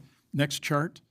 In my opinion, this is a better solution, and it may still be the right solution even with, the beacons. The idea would be is first, put out there that there's a pedestrian exit. Well, first thing, put the lines on the side. We need to stripe that road. We have striped roads all through Roy. Stripe it. There's a couple of places it's dirt, Matt, so we wouldn't stripe the dirt. But certainly the places that are all done, we can stripe that road up and down there to say, don't go to the right of people. If they're turning, stay behind them.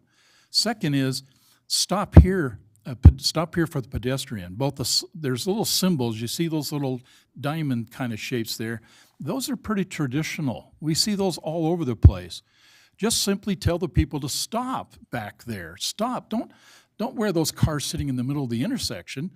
That's not the place to have those cars down on the south end of this thing. They should be stopping before they hit the intersection so they're not blocking that intersection. Third would be is put in there, don't block the intersection sign. They certainly make those. And then, of course, place in the street exiting pedestrians. We see those all over the place as well. I think, and I'll give you examples of all of what I just said, I think this is a viable option. And to be honest with you, maybe we should couple that. If Dave's plan and idea is solid, and Dave, I think I can echo what Joe just said, it makes sense. I like everything you said. if we can confirm this, I'm telling you, this could be one of the safest crosswalks in Roy City. I would do the flashing beacon and stripe it the way it should, and let's give it some time and see how it is. If it doesn't get better, then put a raised crosswalk in. Yeah, if we can confirm that the MUTCD rules are exactly like what Dave said, I'm not, questioning your research, but I have to be covered by lawyers and attorneys, so that's their job. If they can verify and validate that we can put in flashing beacons, I think that's the path forward. Agreed.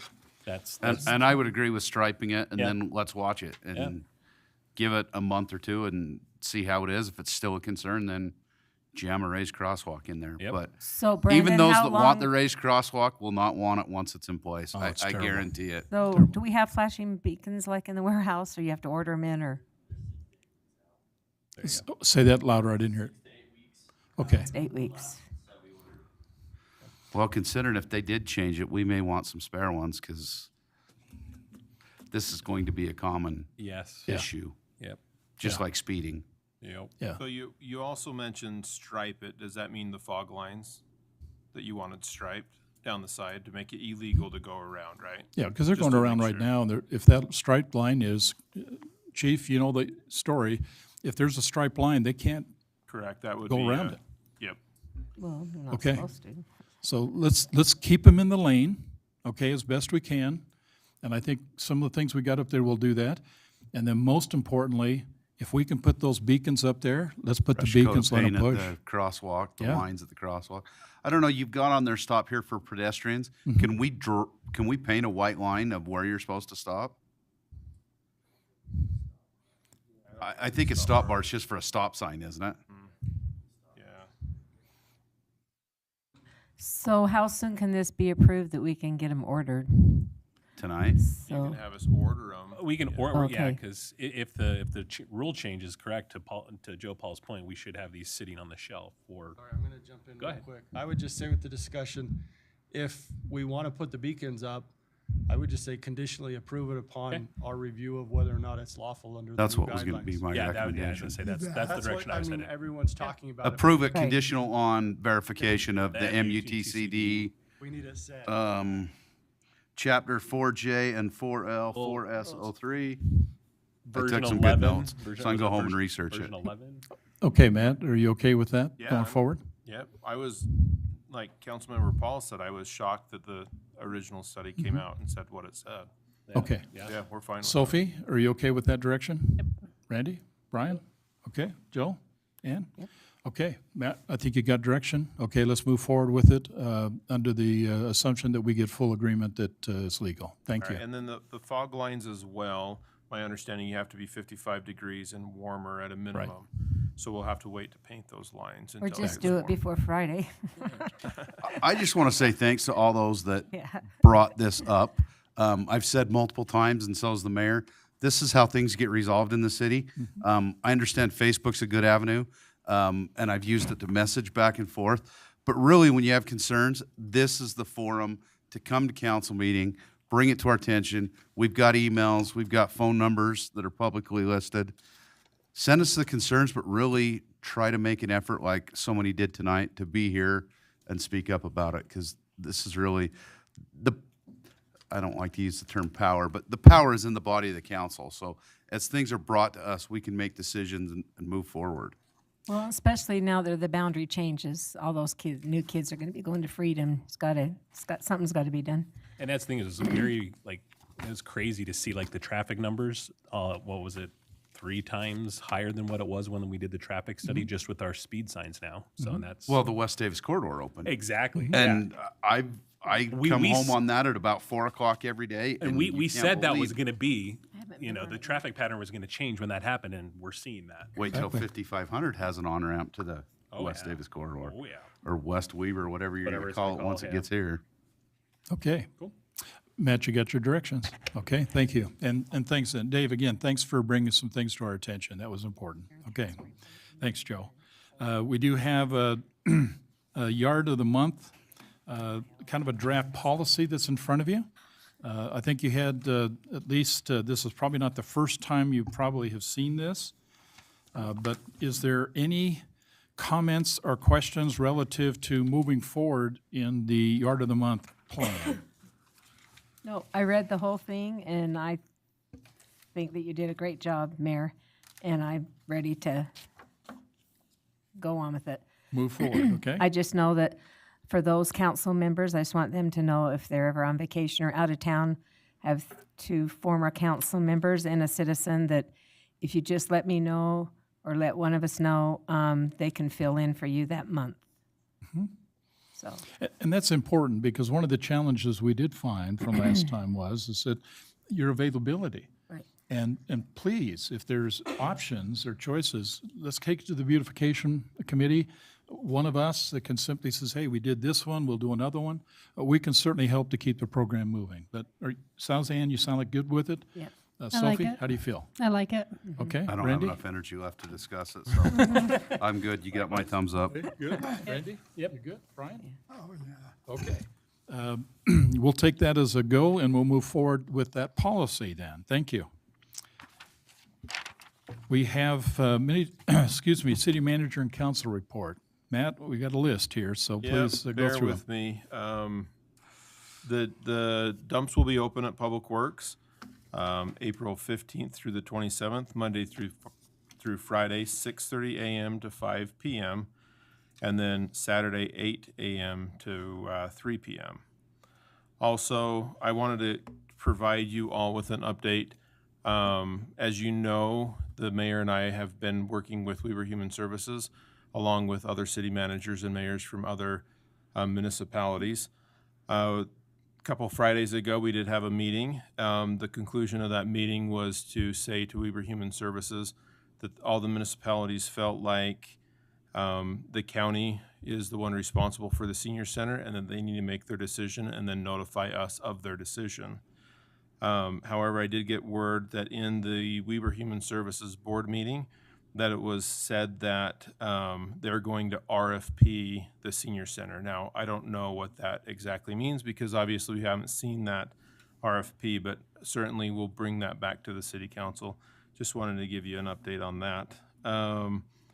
Also, just Michelle Howard did send out a save the date for April 4th, 5:30 to 7 for the grand opening of the pickleball courts at George Wallen Park.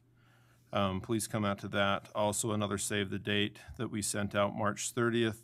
The Easter egg hunt starts at 10 o'clock, ends at 10:02. Please be there at 9:30. 10:02 if you're lucky. So. Yep. Also, the Arts Council has been working on a poetry contest. Please come out March 23rd at 1 p.m. Is that correct, Mayor? Right. I believe Library. the information's already over the library. Also, big date for everybody in Roy. Secondary water is April 15th, so be aware of that. Prepare for the leaks. Also, April 17th through the 19th is the ULCT conference. So I wanted to bring that up because of the city council meetings. I know that the first week in April is also is spring break, and then that third week is that conference. So we wanted to have a little discussion here to determine when we will be holding that city council meeting. We obviously need to have a city council meeting in that April. I'm here the first, but we'll be gone the second.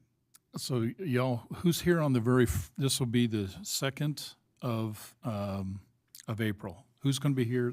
Do we have a quorum on the 2nd of April, first Tuesday? 1, 2, 3? I won't be here. Won't be? You'll be gone. Okay, but we do have a quorum. You've got- yeah, we If have we can get a commitment out of 3 of you, then we can hold that city council. Be here?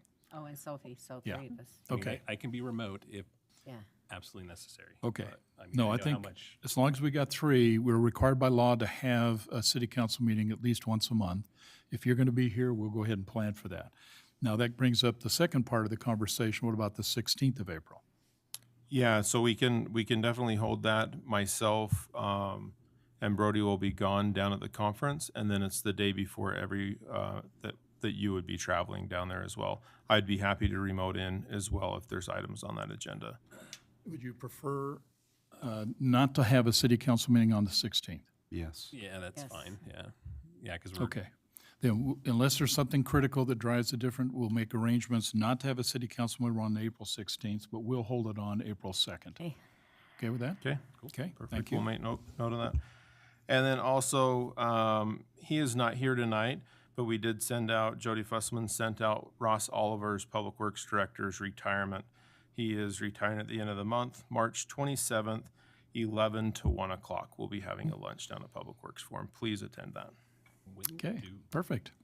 Okay, let's go around to council. Do you have anything to share? I know my daughter brought this up because I went to mosquito abatement meeting on Monday, and my daughter says people have been complaining about mosquitoes already. Mosquitoes? But they said that they're the ones that have been housed like in barns and garages. They're not the ones that are going to come out that are going to get us big in the summer. They're just, they said they'll come out and then they're going to go away and until the other ones harvest or whatever. So, okay. So don't be afraid. Don't think we need to come spray yet because they won't do it. They won't do it, okay. No, and I just want to say that I went on a tour of the complex too, and it's going to be beautiful. They're doing the plastering, the pool right now, and the tiling, and they've got all the columns sided, and it's going to be a really nice facility when it's done. So. Okay, we're excited, and it's still hopefully sometime in April, but almost for sure in May. Yeah. Okay, well, we got to keep them on focus here. Okay. Ms. Williams, anything you'd like to share with us from Roy High? There's not really much going on right now, but just spring sports are going on, and that's about it. But, yep, that's it. So when do we feed the spring sports? We haven't heard Yeah, yet. I think Okay. they're just still waiting for Pusey to come up with a date. Okay. Okay. Okay, if you can help us with that, we try to, in the spring and in the fall, basically feed the students over there. So Roy City as a whole takes part of that. So if you can help us between Sophie and Ann, I think we can provide you some information. And then let us know, and then we'll plan for it and make sure we're ready for it. Okay? Just to tell you, she's student body president at Roy High, and she has not been here till now because she's a volleyball player and a basketball player, or she would have been here. And so she played sports every Tuesday. So, Okay. but we're happy to have her now. It's great to have you. Okay, anything else, Council? Chief Gwynn, can you come to the mic real quick? So I'm having him come up because I want to recognize him. A lot of people don't realize this, but Chief Gwynn is also part of the state legislature. He has worked tirelessly for the past 4 years on a post-retirement reemployment restrictions amendment. And that was passed at 4:43 p.m. on House Bill 0251. I don't think we as municipalities and government agencies realize how monumental this will be for us in terms of being able to get talent that takes and retires to want to be able to come back and work for a state agency. So I just wanted to take this moment to just say kudos to you. I know how hard you've worked on it the past 4 years. And again, this, I don't believe people realize how impactful I think this is going to be to the workforce at the government level. Chief, could you kind of give us a few seconds of what this really is doing for us? Because I think this is significant. So time will tell if it's going to work. But over the last 4 years, as we work through this, we've heard time and time again people want to come back to work. They haven't been able to. State agencies, county agencies, local agencies want to hire working retirees that want to come back to work. They haven't been able to. And the actuarial data has actually made it cost prohibitive. So one of the things that we worked on over the last 4 years was actually a Senate demand, and that's we create something that's cost neutral. And so I worked with a brilliant policy analyst who found that South Dakota uses a model similar to the one that we adopted for the state of Utah that requires both working retirees who come back to work and the agencies that hire them to put skin in the game to make it cost neutral. South Dakota's model has been going, I guess, about a decade. They're fully funded. It seems to be being used, and it doesn't seem to be taking a hit on the finances of their pension. And so we'll see if that works here. What's the set out time? 60 So days. the set out time is going to be, it got, you know, the Senate always wanting more and more and more. But 90 days for everybody. Okay. Because of programming and whatnot, it actually won't go into effect until July of 2025. All right. But that But being 90 said, days is a lot easier to take off 90 than days, a year. correct. And the other thing is too, and what, you probably should know this as a council, but they're predicting a mass exodus of Tier 1 employees beginning next year, specifically because the wage increases that we've seen over the last 3 years, or the last 2 years, started 3 years ago. And so they will be at the back end of their top out for their 3 years. And they're predicting a lot of those folks are actually going to leave, and those are Wait 90 probably going to days be to jump back in. the folks that we want to be able to bring back. Right. Interesting. So And then this is for all state All. and county? Anybody in URS. That- All Just all URS Okay. Teachers employees. included. Teachers, Yeah. law So enforcement, teachers won't have to fire. sit out a year anymore to, when they 90 retire? So they can turn around, Oh. and again, I kind of game this out. They can retire at the end of the school year Yeah. and come back the next school year. Yeah, That because is- normally they've had to sit out a year. A year. Same with your policeman, huh? Yep. And a SRO could actually retire at the end of the school year Yep. and go teach at that school Yeah. as a school employee Correct. at the end of summer break. And you got that bill to pass. He did. Well, good job. Yeah. Thank you. Yeah, because a Congratulations, lot of those Chief. teachers want to come back, but then, Yeah. My mother-in-law is a bus driver, and she talked about all the time how they would have bus drivers that would retire and then sit out a year, but they'd still just want to do like the field trip Yeah, bus right. driving. So, but they couldn't do that for a year. So now they can retire at the end of the school year and then come back the next school year and do just the field trips. So again, this is going to be incredibly, incredibly instrumental in terms of just our ability to retain top talent too. And no one has to do any math about how many Yep. hours are they working, Right. how much salary are they being capped out. We don't have to do that math anymore. You can just come back to work after 90 days. Anyway. Chief, I think we can speak for all of us, but certainly we're the minority. There's going to be a lot of people, particularly in this city and other cities, are going to say thank you. And this is a big, big thing, and thank you for your efforts. I know you slaved 45 days. I've seen you come in the morning. I've seen you go home late at night.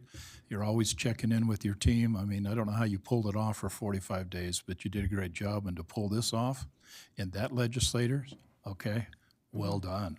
I spent several days down there with him watching him. He does a great job. Represents the city and the state well. Yeah, well done. Thank you.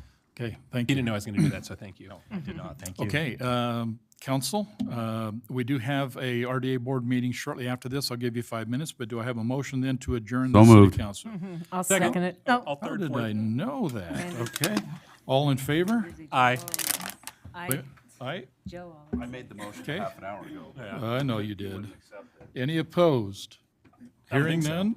Okay, we are adjourned from this meeting. Come back in 5 minutes. We'll get the next one going. Thank you.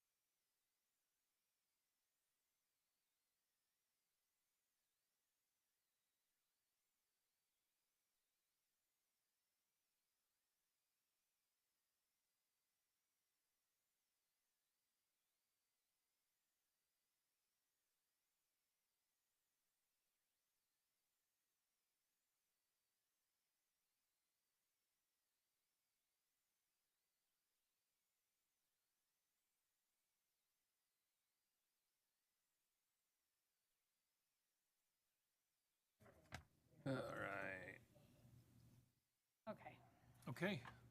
All right. I think we're- Well, we need the attorney. He's not here. Is that still recording? Okay, are we recording? Yeah, we're recording now, but. Okay. Or wait. Okay, yeah, we're back on. But we don't have Wilson. We need. We just wait for Ann, and we need our Attorney. city attorney. Wilson. Get in. We're good. Do we have legal coverage with Justin? Okay. Okay. Brody hath spoken. He has Esquire at the end of your name, don't you? Yep. Yep. All right, seriously, where'd Wilson go? I just saw him in the back. Okay, I think the law basically says I need the city council members and I need Brittany. Everybody else is optional. Okay, so we can't. Okay, go. And I just need three of you. Oh, that's the So if somebody wanted to walk out, you probably could get away with it. See you tomorrow. All right, here's Matt. Here we go. You don't need me, I can go. Okay. Let's go ahead and get started. Thanks for joining us. This is the Roy City RDA Board meeting for March 19th, 2024. The time is now 8:39. Want to recognize we do have Board Member Saxton. We have Board Member Sophie Paul. We have Board Member Jackson, Board Member Scadden, and Board Member Joe Paul with us tonight. I would like, it is not on the agenda, but I'm going to open this up. Is there anybody who'd like to make public comments? Okay, hearing none?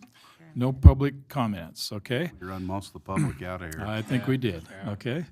Action items, okay, we do have consideration of Resolution 24-2, a resolution of the Roy City Redevelopment Agency approving the 1900 Southeast Community Reinvestment Project Participant Agreement between Roy City Development Agency and the Echelon Development LLC. So Brody, I think you're going to walk us through this. Yes, Chair, board members, thank you. Yeah, before us is the Resolution 24-2.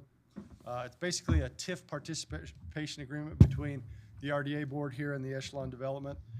We've talked a little bit of that with them. Henry from the Echelon group is here with me as well for any questions. We printed out a few pictures. These are just kind of a few simple drawings showing kind of a rendering of what this project will look like and their options. Basically, right now is 2 parcels that are south of Les Schwab. There's 2 houses on them that are going to be taken down. Echelon right now is working to build a hotel. The hotel will is aimed at servicing anyone who wants to travel in Roy, but facilitate both Hill Air Force Base and the Roy Innovation Center with rooms that would be single night stay, but also for those that come in for a week or 2 weeks, they could stay there. So they'll have kitchenettes, full kitchens, those type of things. So with that, it's a very exciting agreement. I think, quite frankly, the project is exactly what we're looking for as far as redevelopment along 1900. It's taking two older houses down, redeveloping it into a nice commercial property with a hotel. Yeah, we as staff are really excited about the project. They've been nothing but great to work with. And quite frankly, for a small piece of land, it's actually quite a nice project with the projected 44 rooms. There's kind of a little half subterranean parking structure that they're using to get that. So they are requesting, and staff is proposing to enter into this participation agreement where they would essentially be getting TIF dollars from the RDA board in a total amount of $1,069,230. That's over the 20 years. Where that amount come from basically is we have projections based on the property tax increases that their project will create. This amount, where it's a first project, and with, quite frankly, the Roy and the RDA, we don't operate with huge excesses. We operate very fiscally conservative. So this amount is basically the revenue that we're allowed to use that they create. So the total TIF increase, or the total property tax increase, is just over $1.7 million over that 20 years. 30% of that immediately goes back to all the entities, and we'll see increases. That's in your worksheet, but just for a example, the projected increase over that 20 years just from their project for Weber County is a little over $100,000. The school district is going to take in over $291,000. Roy City is going to take in over $80,000. The Roy Water will take in over $10,000. The sewer district almost $25,000, and then Roy Water Conservancy will be $2,400. I said Roy Water, I meant Weber Basin. I'm sorry earlier at the $10,000. So that is the 30% of their creation that immediately goes to the entities. So the remaining 70% is a little over 1.2 million. 87% of that, which is what we're allowed to use, is that number. It's basically that 1.069. 10% of it will be put into the RDA for affordable housing projects, which is required by the state. And as we get those dollars banked up, then we'll bring back to the RDA board what those projects will be. And then 3% is put in for agency administration, which is anything from my work, any staff members' work, Rob Sant, who comes and helps us out, who does the accounting on some of these projections, things like that. Like I said, we're really excited. One thing that we as staff in the Economic Development Committee, we talked about and worked out is, you know, a lot of these big projects that we're seeing other municipalities do, they're funding them with additional revenue beyond what we'll call the allowable TIF, beyond that 87% of what we can use. And we were excited that Henry and his team worked to basically work out their financing, where with this, the project is looking very solid for them financially, but also we as Roy City are still operating, you know, conservatively. We're not adding general fund money. We're not adding other RDA money. We're basically making this what I've termed as a TIF neutral project, meaning they're creating this, which brings many other benefits to Roy. They're, you know, getting some assistance from the RDA board of their own creation. So I think it's a win-win for everybody. Just as a side note as well, the other projected revenue just from this project alone over that 20-year is just under $500,000, and that's in additional sales tax revenue, franchise tax revenue, energy use sales tax. There's a couple transient room tax, yep, all of which is applicable. So again, if there's any questions, I'm happy to have them. You guys kind of see some renderings of what the hotel is, you know, concept is design. Henry's here and quite capable to answer any questions that you guys have. But overall, you know, I think this is a very good project for that initial area, and we're excited about it. Okay, thank you, Brody. Council, any comments, questions you have? Brian? Couple. How many stories will this be? Do we know? 3 or 4? I think it's 4. How many stories? I think Levels? level. Yeah. I Is it think going to it's, be 4, 3? I think it's 3 with the parking underneath. Okay, Yeah. with Yep. the, all right. Yep. And then you're doing the really good internet like we talked about, and really good. Okay. Okay. Good. Will it have a Good. restaurant? No. We'll have No. a, It won't have a restaurant? No. And it won't have like a conference room for us to hold dances at the high school at or nothing like that? No, No. yeah. Oh, shoot. It's not that big. Nice try though, Ann. Nice When try. It's not a full-service Marriott, but it's a good Yeah. property. when you look at the footprint which they're operating on, it's really just restrictive. They Well, have to I'm have the amazed roof they can get that on those 2 properties, to tell I'm- you the truth. I'm excited for it. And it will be And very then, beautiful. Do we have a name? I mean, the public's gonna. Yeah, what, Yeah. the name of the hotel? The Echelon project. Right now, it's the Echelon project. They're and then negotiating it'll with- be. Yeah. Yeah. Oh. Yeah. They're there's- negotiating with different franchise and management groups as to what the name, Name, what yeah. brand and hotel it would be. So And do they have something close that we can go look at? so in the packet, there's on the there's back page, there's a list of different ones that they're operating with, and they're all different. those are the ones to I don't think they have a hotel that they're operating nearby right now. Is the whole bottom level parking or just the outside the tertiary. pieces? Washington, Kentucky, Minnesota, and Kentucky. Yeah. You can go there on spring break, huh? A porch. Okay. Okay. Okay. Moab again. So it's 4 stories. The bottom We're going to will have next the sign-in, check-in desk. Okay. It'll have storage. We're gonna try to see if we can accommodate a few. Okay. Bring us up to Cool. Council, any other questions? I didn't hear what he just said. What did you just Oh, say? he was just talking about the parking Parking. Oh. on the bottom level and then. The bottom level, well, the bottom level will essentially be parking, a lobby check-in, as well as they're hoping to add a few rooms to up their room count on that bottom floor as well. Yeah. Okay. Any other questions, council? No. Okay, then, do I have a motion then to approve ordinance 24-2? So moved. Wait a minute. Tie, paper, rock, scissors. Randy? Shoot. Do I have a second? Second. Joe, thank you. Okay, this is a roll call vote. Brittany? Board Member Joe Paul. Aye. Board Member Saxton. Aye. Board Member Sophie Paul. Aye. Board Member Jackson. Aye. And Board Member Scadden. Aye. Okay. Looks like resolution 24-2 is approved. Thank you. Is And this well anything done. that's got to come back before the council? It doesn't come back. Nothing comes back before the council on this? When do you start building? Well, now that I know that we have the RDA funds, I can go and look. Yeah, he can go. Financing. And is it like a 2-year thing to build? Or, I mean, like, once you. 18 months, last word heard. 18, yeah. I would say, I don't want to say 12 to 18 months, and then there's 6 months that we're wasting just going Right. back and forth. Yeah, we know how that is on the complex, so we know how that goes. Yep. So have you been here the whole night waiting for this? Yeah, he's. Yeah. Oh, gosh, thank you. I was optimistic and told it. I We was should have brought you donuts or something. Patrick might still have some minutes. Okay. Yeah, thank you. We're Okay. excited to Thank get a you. hotel in Roy. I'm excited. Yes, yes. Yeah. Yeah, Uh-huh. thank you. Thank you. Okay, we have one discussion item. This is Warriors over the Wasatch sponsorship map. I believe you're going to talk this. Yes, thank you. As you've seen in your packets, there's a sponsorship opportunity for Warriors over the Wasatch. One may ask, why is this in the RDA? As you all know, RDA is kind of an economic driver for the city.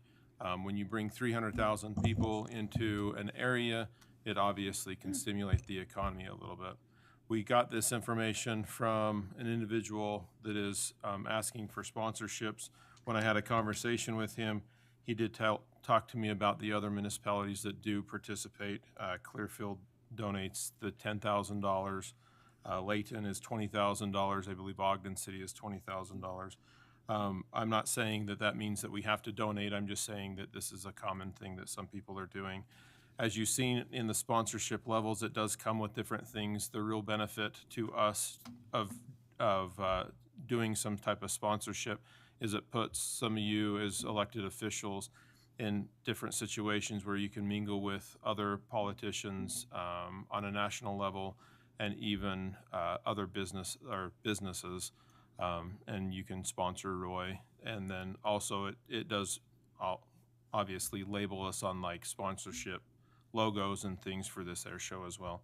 So we just wanted to get a little bit of a direction. The RDA does have the funds to support it. There's obviously different levels that we can show support. The lowest is a second lieutenant of the $3,000, and you can obviously go up from there to quite a bit of money. So wait, so is the 3 seats for the ride-along with a performer if available? You get to go in a plane? I don't exactly I know, I don't know what but that is. I was just think reading that's it. what that's saying. Yes. It could Get be a out, golf really. cart around the joint, you know. I know. I was like, yeah. So yeah, am I in a golf cart and they're going to take me across the tarmac? Anyway. Yeah, you can do a lot of things for $50,000. Yeah. Yeah. So I'll turn it over to you to discuss and see what you want to do. So where it says they provide a tent, what's in the tent? I mean, So I've never actually participated. I can definitely reach out to him, but my understanding is that the tent is the private area to go see the air show. Yeah, we did. And then they we did have Make-A-Wish with my autistic son one year, and the tents are just like a recessed area where they've got like, because it's June. Yeah, it's quite June. obviously hot. Yeah, Get hot. and it's hot, so they've got like fans and like air conditioning and stuff that you can go back into the tent, and you're still on the flight the line. Roy tent is I don't not think so. specifically, No, it's just, no, it's- okay, that's what I was wondering. It's where you would see other people that are participating in this. Oh. Yeah, and like they have the Thunderbirds come back, and you do like a whole meet and greet in the Yep. in the And they tent also do area. that at It's the a cool Ogden experience, Airport but- that you get to go see as well. Yeah. So. Council, any other questions, thoughts on this? What have we done for him in the past? This is actually the first time I've ever known of any type of sponsorship. Correct. So really in the past, nothing.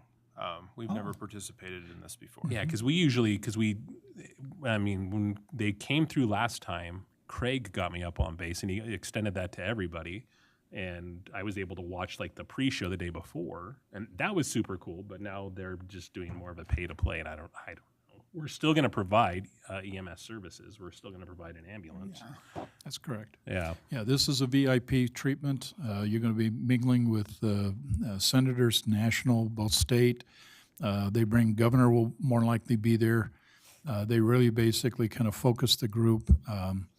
And there'll be some other things that will take place as you can read through that. I guess my comment to you would be as the easy question, do you first want to do something? If you do, then give me a head nod, and then we can fine tune whether it's going to be a second lieutenant or something different. So do you feel like you'd like to contribute? Okay, I got one. I need three. How, it all depends on how much. I mean, yeah. I mean, mingling with, Whoopee. I don't know. do we need, I mean, is there a lot we need to mingle with them for right now that we need to say, hey, do this for Roy, hey, do that for Roy, or just thank you what you've done for Roy, or putting our name on a banner? I mean, gosh, I wish that Roy, the exit looked really nice right now. I mean, they're going to come to Roy and go. Yeah, there's that. They're going to come It's into an like, apocalypse. Can we have a big sign on construction? Yeah. Will be done. Don't judge us by our construction. Yeah, don't judge us by our main freeway exit. Well, and I think it comes to whether you do second lieutenant or second star. I mean, there's a huge difference. I think that Exactly. discussion needs to happen. I guess first saying, are we interested? And then maybe saying where at. Exactly. Are you interested in wanting to do this? If you want to do a sponsor level support here, just give me a head nod. I need three of you, and then we can work out which one. If you don't, that's okay too. We're just offering this to you. Is this, have they asked it every city every year, or they've only, is this the first This year, is a Ogden and Layton and? No, They've been doing it actually for a long doing it time. For a while. They've done it for a while? We just heard about it. And we could have been hit it before too, and just not under me. Just never, we just never So was. this money will come out of our RDA fund? Correct. And we have the in money there. right now. And it is Kevin Ireland, right? It is? Yes. It is. Yep. Somebody go tell him that Randy Skadden says he wants a better deal. No. Okay. Okay. So what do you want to I do? will relay that message. Please do. Gosh, I don't know. I'm so on the fence. Yeah. It's. For it. Well, now, let me, because I talked to Kevin a couple of times before, and then Matt stepped right up and he basically reached out to Kevin. If this doesn't fit now, then do it in 2 years. They come every 2 years and we can make it fit then. It's kind of what you want to do here. I would like to do it when we look better. I'm with it. Well, there's, I mean, because I don't want them to come into our city and then go back and go, "Oof," you know? I mean, or just people that are coming to the air show. I just wish I just wish more things were done and we had time to get more things done. okay. But I would like to do it, but maybe just in 2 years. One of the things that Kevin did say that Clearfield did is they donated $5,000 a year, and so it's not a big hit every other year like the thing. But you could obviously pick a level and do that every year if we would like to. You could do that too. So whatever you guys want to do. What do you want to do? I'm just going to tell you, that weekend, there'll be 600 to 800,000 people, going to this show. If they bring the airplane, I'm hearing they're probably going to bring in on Saturday. If you go anytime, and we'll get confirmation, make sure you up there on Saturday. Well, and the interesting thing is there's only 3 ways into Hill Air Force Base, and guess where the north one is? Roy. Exit that's under construction. Absolutely. And And I think, Maybe we can put a banner up that says "Welcome to Roy." I know. I don't think if we're going to do it, I think we do it. I don't think we wait till everything is pretty and ready to go because Never happened. it's always a work in progress. So I don't think that's going to happen. Yeah. But I don't. I get 4 children. I'd never. Oh. Well, I don't know. I mean, I think that, Something. I mean, don't care. well, probably if we gave them $5,000, I'm sure they're going to spend that much at the Burger Bar and, and McDonald's and all, I mean, people are gonna come into our city looking for somewhere to eat. And Absolutely. so, and, you know, maybe we could have some signs up, you know, they could go west and see some more, just go straight down this way, or, I don't know. I think that, yeah, I kind of agree, maybe we should do something because. Something. And then, and Don't then wait, if it, like, 5,000? yeah, and then if like all those, you know, we all obviously will give a heads up to all the restaurants that this is gonna be happening, and then if they say, oh my gosh, that, we've never sold so much food in one day. I think it's a good idea, but one thing that concerns me is you're going to have the YCC in here pretty soon, Yep. asking for money. We have no idea what's going to happen with the senior center. That I know. people are It's- going to be it's- looking for Roy City to empty their pockets out to continue that program. But won't you be noticeably missing if we're at least not somewhere? Not if you take an You've ambulance You've never been there ride. before, Yeah, but yeah. I don't know. I'm not against it. Yeah. I'm not I- for putting a the- ton of money into it right now. Yeah, the optics are, Not a yeah. ton. So I'm sensing at least three of you say we need to do something. At least Something 5,000, less than 10. maybe 5 or 5 to 7. 7,500. Over 75. Just maybe a suggestion, when you look at like the $5,000 level, you get the 4 guests. I think it's important that if we do spend the money on the sponsorship, we also have to participate in the sponsorship as well. I'll walk to And the so if Ogden there's so many Airport, people that so- want to go versus not, kind of like the Boys and Girls Club dinner, Yep. we want to fill that table before we actually do it. So maybe fill this sponsorship and say who wants to go, and then back into your donation level. Okay, so when you look at that, do you look at the 7,500 where there's 6 guests each day, and then that would allow all of us the opportunity? Well, to I would go if I had VIP parking. Yes. That is a little bit of. I drove up. I drove up in a fire truck when I All was right, last let's time. make a decision Yeah. then. I think It's we 9 should go. o'clock. I This think might let's be a go with record. the major, the 7,500. 75. That's what I vote for. Yep, I'll go I 7,500. got 2 that basically 75. said major. Randy? 75, 75, 75, Yeah. 75. Yep. 75. Randy? 75. Okay. Sounds good. I think we With got the- 3 votes. Okay, go with the major, Fast, I'm out. and then we'll basically move in that direction. Okay. Okay? Thank you, council. Can I Okay. make my Okay, so motion? wait, hold on, Almost. before we, on that, hold on. So like, 9 if we o'clock, I'm hungry. can't go, like if for some reason the council can't go, then we have the opportunity for, We can divvy it out to people. Okay. Yeah, we So can I don't- specify our Oh, yeah. guests. Okay. It's not just us. yeah. Yeah. Joan I- and I are never here. So we can- All right. No, I still But I have. love it. I still have avenues up there, so more than likely I Okay, may not I take love- advantage of this. But Okay. everybody in the city, Matt, we've done this before. If the city council, you have employees, okay, yourself and family that would like to do this, I say we share this. It certainly is not a council issue, but by the same token is that if this is an opportunity by which our workforce can benefit, and certainly we're in the middle of it, then I say do that. I Is mean, it just a one-day event? 2 days. Choose- Oh, 2 days. Okay, so we Six- get tickets for both those days. Yep. And the parking, okay. But if you went one day, you wouldn't have to go both days. You know what I Agreed. mean? Like, I think if we share it around a little bit. Yeah, I think you shouldn't get Yep. both days, so for sure. Okay, so Yep. we'll, Before I make my motion, I just want to say thank you to the staff. Yes. You guys bust your butts. You're on overtime, comp time, flex time. Things aren't always easy. I recognize that. I appreciate all you do. I know your hearts are in it. It doesn't always seem like we appreciate it, but I appreciate all you guys do. Thank you for your time and efforts. On that, unless the mayor's going to say anything, well, council, are we good? Yeah, Is 75. there anything else you want I to bring make a up? motion, we adjourn. Do we have a motion then to adjourn? I'll second it. Okay. I got a motion to adjourn and, okay, Aye. second. All in favor? Aye. Any opposed? Okay, no opposed. We are adjourned. Thank you. I ate before I came, so. All right. Well, good luck.